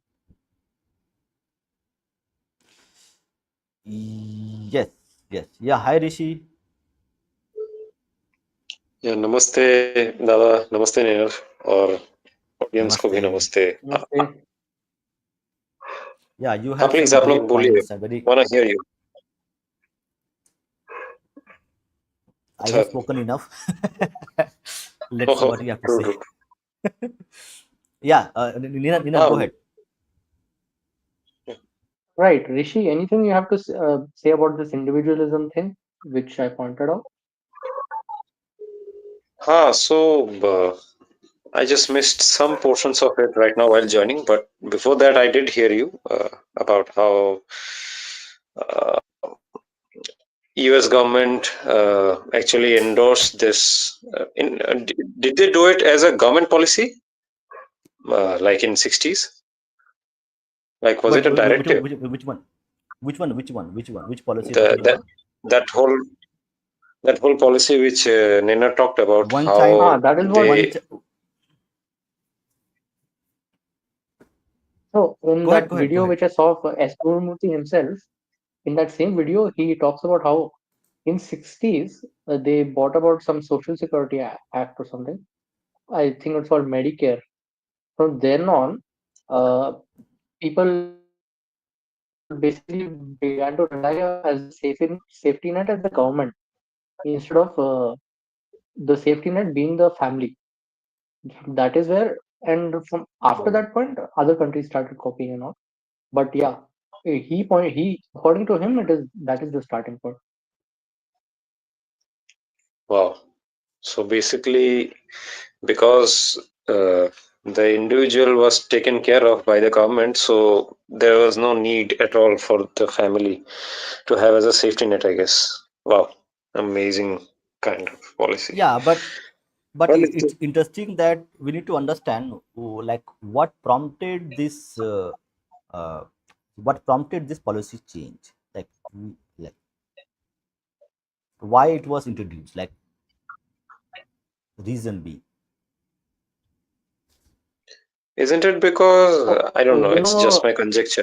in Germany, this Hmm. thing like there is a concept of pension is wrong in Germany Nina, you are breaking. Your voice is breaking. 80s, 90s itself. They started.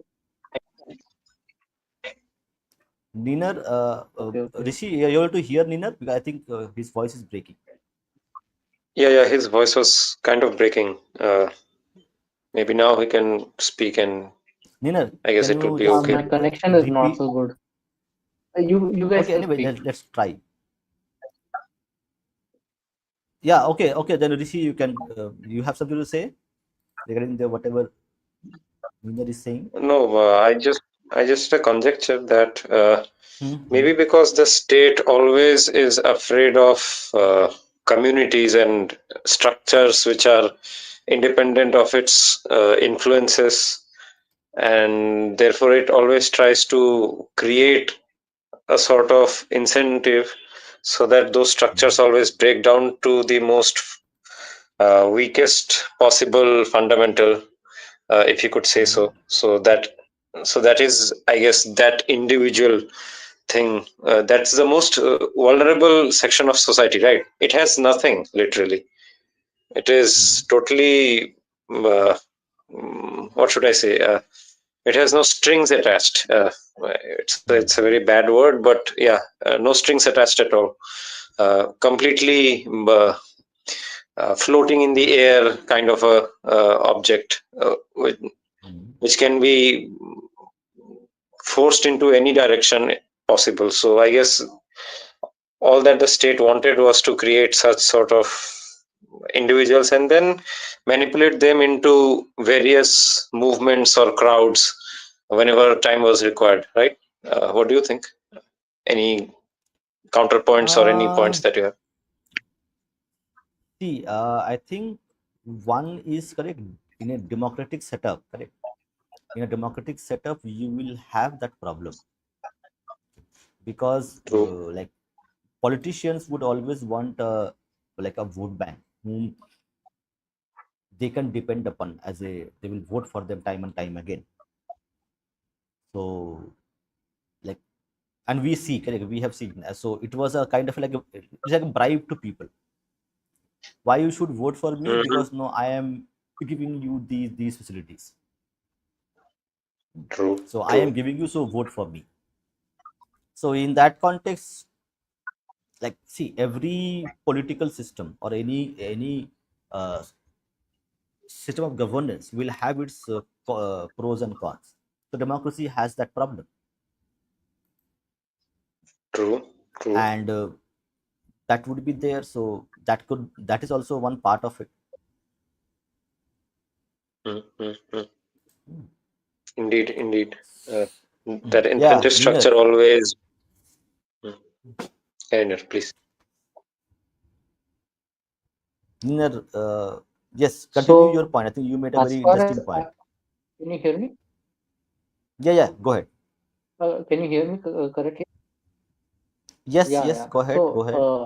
as far as I know, this idea of social security it started around the time of industrialization. So when factories, mining, all that things started, a lot of people were like physically handicapped after the working in the mines or after working in dangerous factories and all. So from for that kind of insurance, social security started. I think first in Germany only it started. mm, Then after that, it began expanding to everything, and it mm. this became an excuse so that the state can bring more and more dependents or as a vote bank into their politics. That is when also at the same time voting rights also were being expanded to the whole population. So to you can say to bring the new vote bank, you expand the social security to them also. Like that, it kind of went on expanding, and that's why the oldest democracies are in Europe, and they also have the most social security. You can say for the same reason. In US, That's an it interesting was point. like as Smriti was saying, it was I think Nina is having some issues. Yeah, Rishi, uh, I want you to actually elaborate this point. What do you mean by this?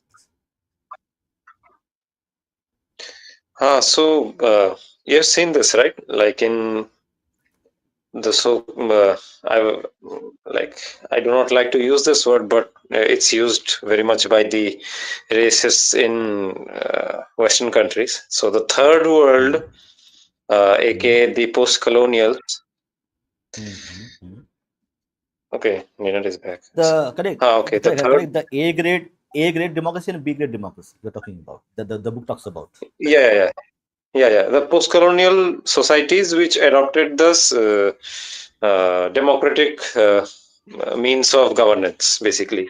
Hmm. So these Hmm. sort of Hmm. nations, the Hmm. third world, it Hmm. seems the democracies in these set of countries never could sustain itself. Either they went into total dictatorship, like in Cambodia or like in Or various in other correct, countries. I am not even in Africa, correct. In Africa, had a Africa. very bad Yeah, like yeah, when they were given independence, they went back to juntas, army rule, basically. true. True. Absolutely, absolutely. Liberia's case, so many. Hmm. Hmm. Like Africa's case is one of the deadliest ones. So yeah, so these countries, I guess we are the exception, as Professor Babones also say. He says, right, we are the only legitimate democratic country in the third world, so-called, like among the post-colonials. Anyway, so in these countries where people were too poor and governance structures were not that robust, it was corrupt, weaker institutions were there. uh, these countries could not sustain themselves for long, as far as democracy is concerned, whereas the countries, the first world, who were richer, who were industrialized, who had better institutions, they alone were the ones to sustain this kind of governance system. And right now we are seeing even that is getting somewhat uh, shaky because of social media. Many of them say so, at least. But still, there is a uh, what should I say? Some sort of democracy, uh, at least at appearance. Also, there is that. It's not totally a dictatorship or an oligarchy, out and out. Like Russia is an oligarchy, right? Many say that it's a false system of governance and all. It's a conjecture the Westerners make. Let's Hmm. posit it as such. Hmm.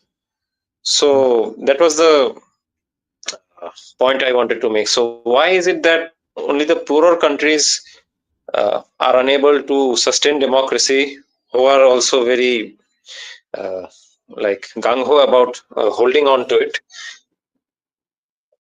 and vice versa over there? Yeah. Okay, got it. I got your question now. So see, when Mr. Gurumurthy actually talks about this, let me actually show you the presentation. I think that will also answer a bit of questions as well. I have one more presentation ready. Hmm.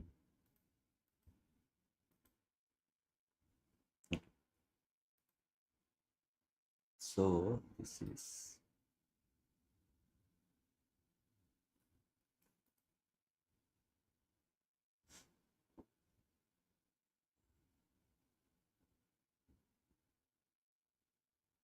see, India is defined as an inclusive civilization that faces paradoxes of tolerance. Okay.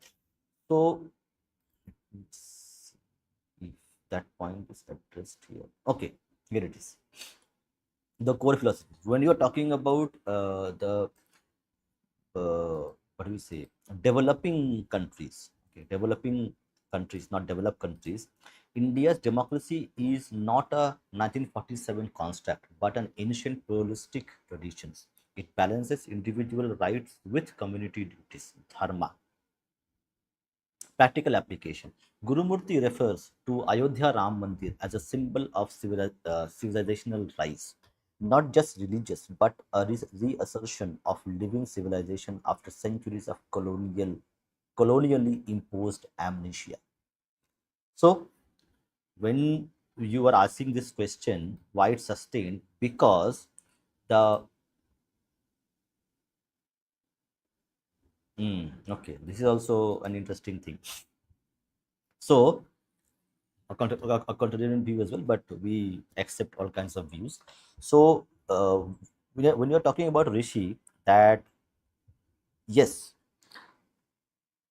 the democracy that is prescribed as a pill or as a medicine to actually cure a society, that cure itself is wrong because they they consider liberal democracy as one size fits all.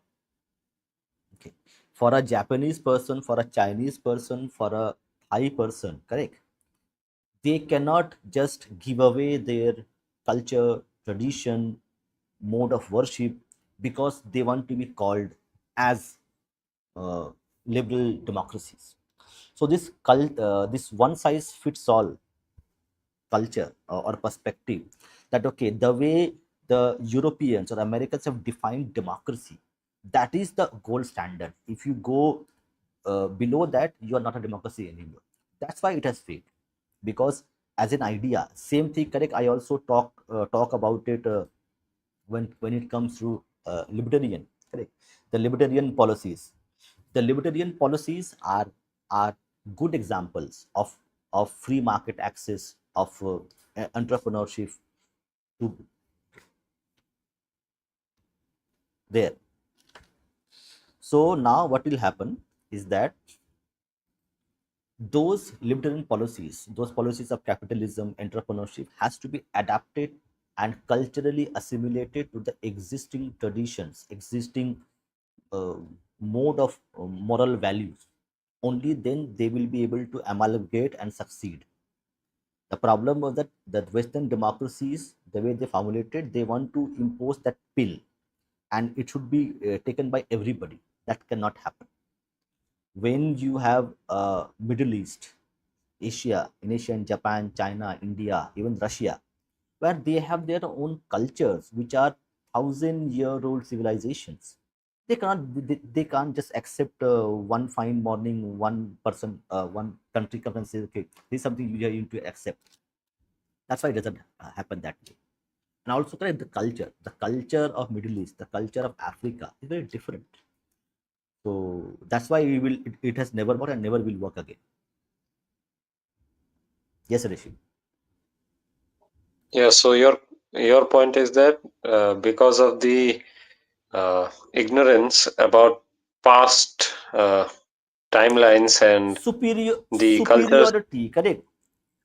See, this Mm-hmm. it also comes from, correct, Abrahamic thing, correct. In the Abrahamic concept, correct. So the West has an Abrahamic concept of black and white, that I can be right, you can be wrong, you can be wrong, I can be right. So because West thinks I am always right, but in Mm-hmm. the Bharatiya philosophy, in the Bharatiya tradition, correct, you can worship Shiva, you can worship Ganesha, correct, you can worship Ma Durga, Ma Kali, all are acceptable, correct? We are not telling if you worship Ma Kali, you are a lesser Hindu than me. But in the Abrahamic concept, if you do not accept God, you are not a good person. You are a bad person. You are a black guy. Correct? You are a black person. You are in the bad books of God. So that's where it Mm. comes from. So that's why the liberal democracy, the way it's framed by the Western nations, will never work and has not worked. In India, it has worked because pluralism is part of the ethos, the tradition of thousands of years. We have coexisted with multiple cultures, multiple traditions, multiple mode of worship and panth. That's why it works here. With an True, economy true, with a true. per capita income of $2,000, we are a democracy because we are a 5,000-year-old civilization, not because we have accepted the liberal democratic principles as our own. That illusion the West needs to let go. Okay, so I had another question on this. Mhm. You both can actually comment on this much more. Uh, Hmm. there is also this tendency within the Westerners to Hmm. like certify democracies, right? So, which is a good and a bad democracy. So, when it says Hmm. that India is a bad democracy, one of the things that it also says it not so clearly enough, but there is an implication. Hmm. You do not have great respect or a very good civil society, quote unquote. Hmm. This concept of a civil society, could you just elaborate it a bit for the audience and also me, both of you, if you could? Yes, Nina, you want to speak? Let's see, Nina, if I have to say something. Okay, Nina has a problem with network. Okay, Nina, go ahead. Let's see your stake. Uh, so his question was about social spaces, right? Or so Yeah, why concept we of need society. why we need us why no no why we need a civil society, like why there has to be a civil society, or else Civil you cannot be a society. democracy. Then Nina, again you have a From what I network issue. understand, this civil society is kind of an aristocracy of the modern times, nothing else. Mhm. Gatekeepers, you want to say. Correct. They decide the Okay. morals of the times, the standards, Hmm. Hmm. Hmm. everything. Hmm. So the elites, correct?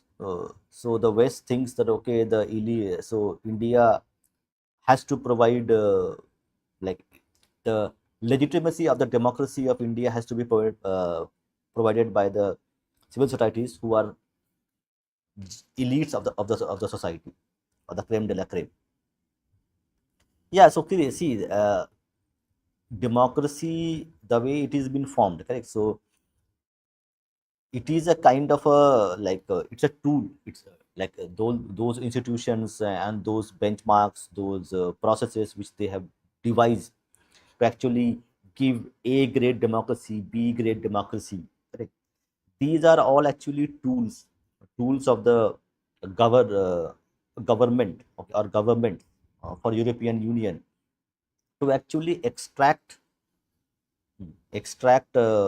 what we say, extract policy policy concessions. So take an example, give an example. So there, when Donald Trump came into India in 2020, you had the Shaheen Bagh protest, where people were sitting in protest against CAA. Now, with that protest, minorities are in danger. Correct? So this is part of a whole system of levers which the West has created to actually corner India and get something done in favor of them. That could be buying weapons. Correct? Let's say they are having a deal to buy weapons. So they will use these civil society or freedom of index, democratic index to actually tell them, okay, I will uh, demean you in the global arena if you do not give us a better deal on buying weapons. So these are tools. They are not democracies at all, and that is being now exposed by Mr. Sanjeev Sanyal, the one of the members of the Economic Advisory Committee. So this is all part of a greater game of geopolitics. It has nothing to do with your democracy as such. True, true, true. Because this whole game of civil society, I have seen this being played in India, especially because it seems like they have this whole, what should I say, whole scheme that, okay, we had from the 19th century onwards, we had created the so called pliable class, to quote, interlocutor, to quote Lord Macaulay. He will be the civil society, uh, the elite, the, as Nina said, aristocrat, uh, English educated and all, English by morals, English by taste, so on and so forth. And this class hasn't got the respect, especially under the current dispensation, and therefore this current dispensation is not conducting a very good democracy right now in this state, in this country. And apparently it's what do they say, autocratic, electoral autocracy or something, some weird wordplay they Dictatorship, do. Okay. dictatorship Oh, kind yeah, of yeah, electoral democratic dictatorship. Yeah, yeah. dictator. Yeah.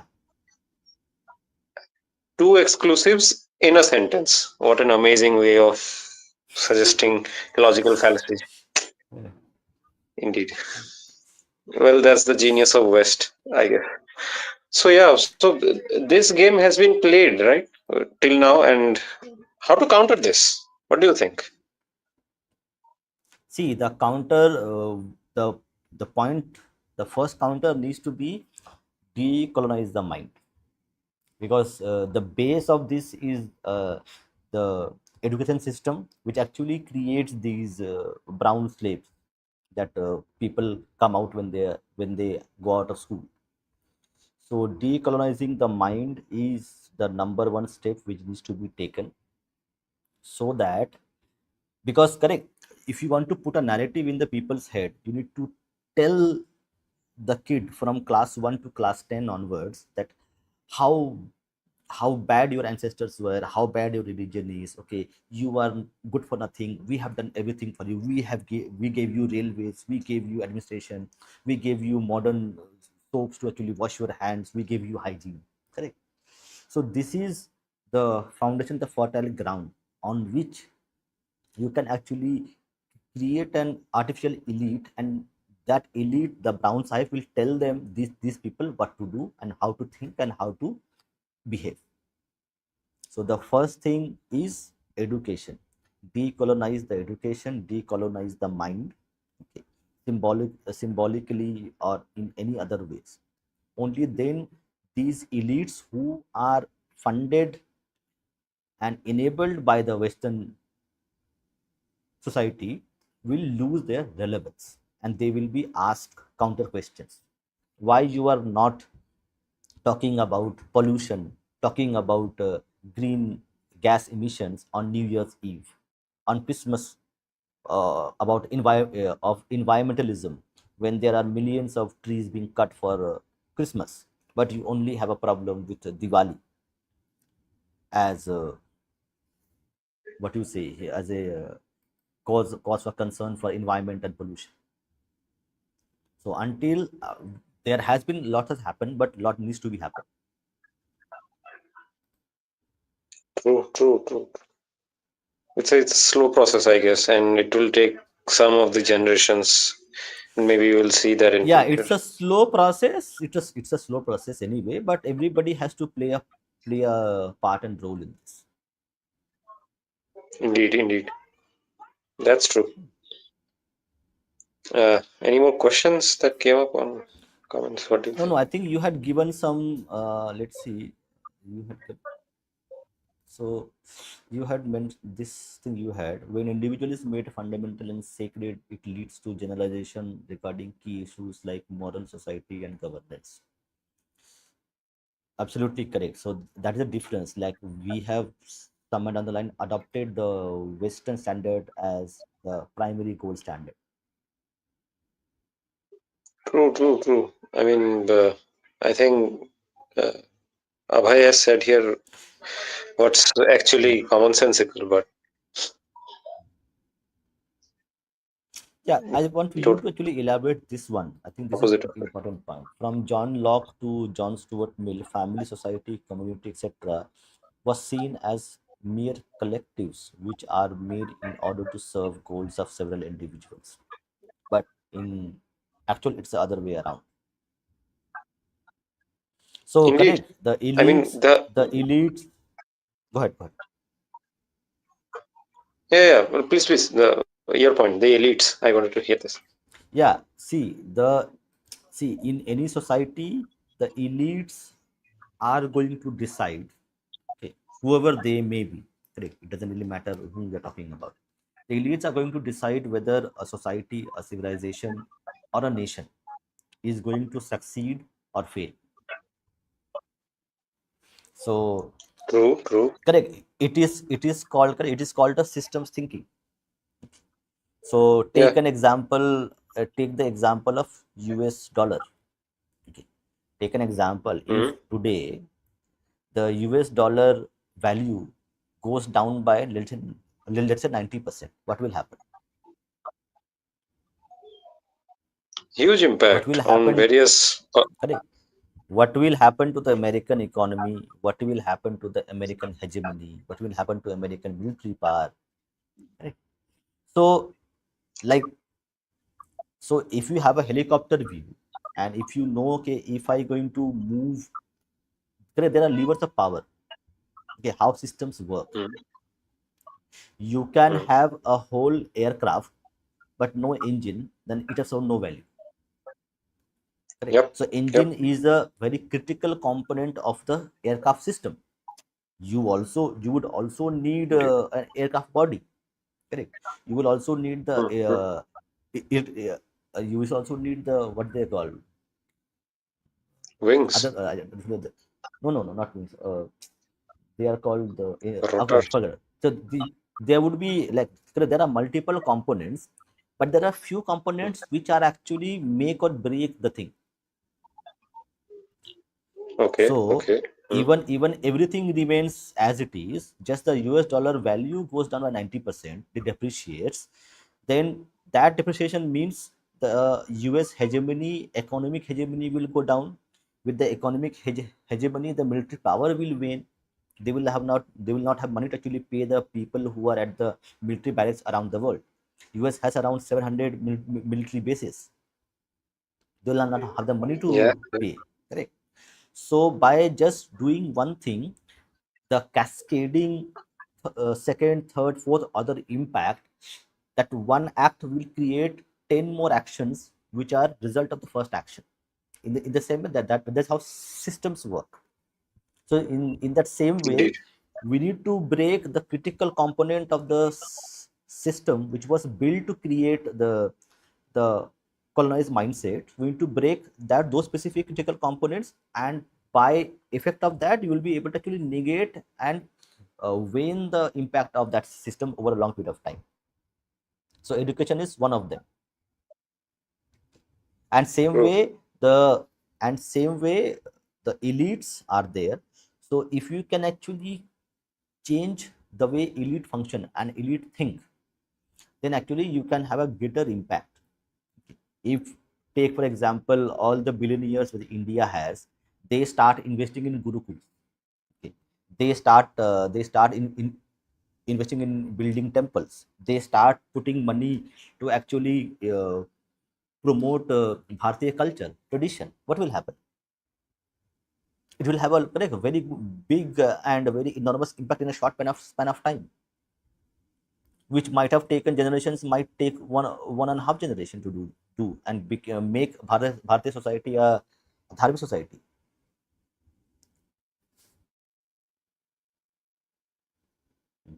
This is a interesting thing.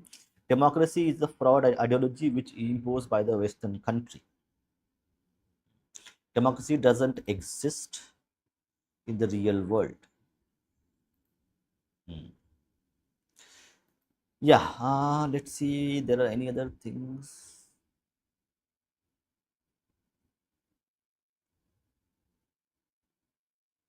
Okay, I think Rishi also left. No issues. Okay, do we have any other things to take care? Okay, there are no questions, but only a few comments which I already have taken. Okay, so thank you everybody for joining. We have two more special podcasts are coming.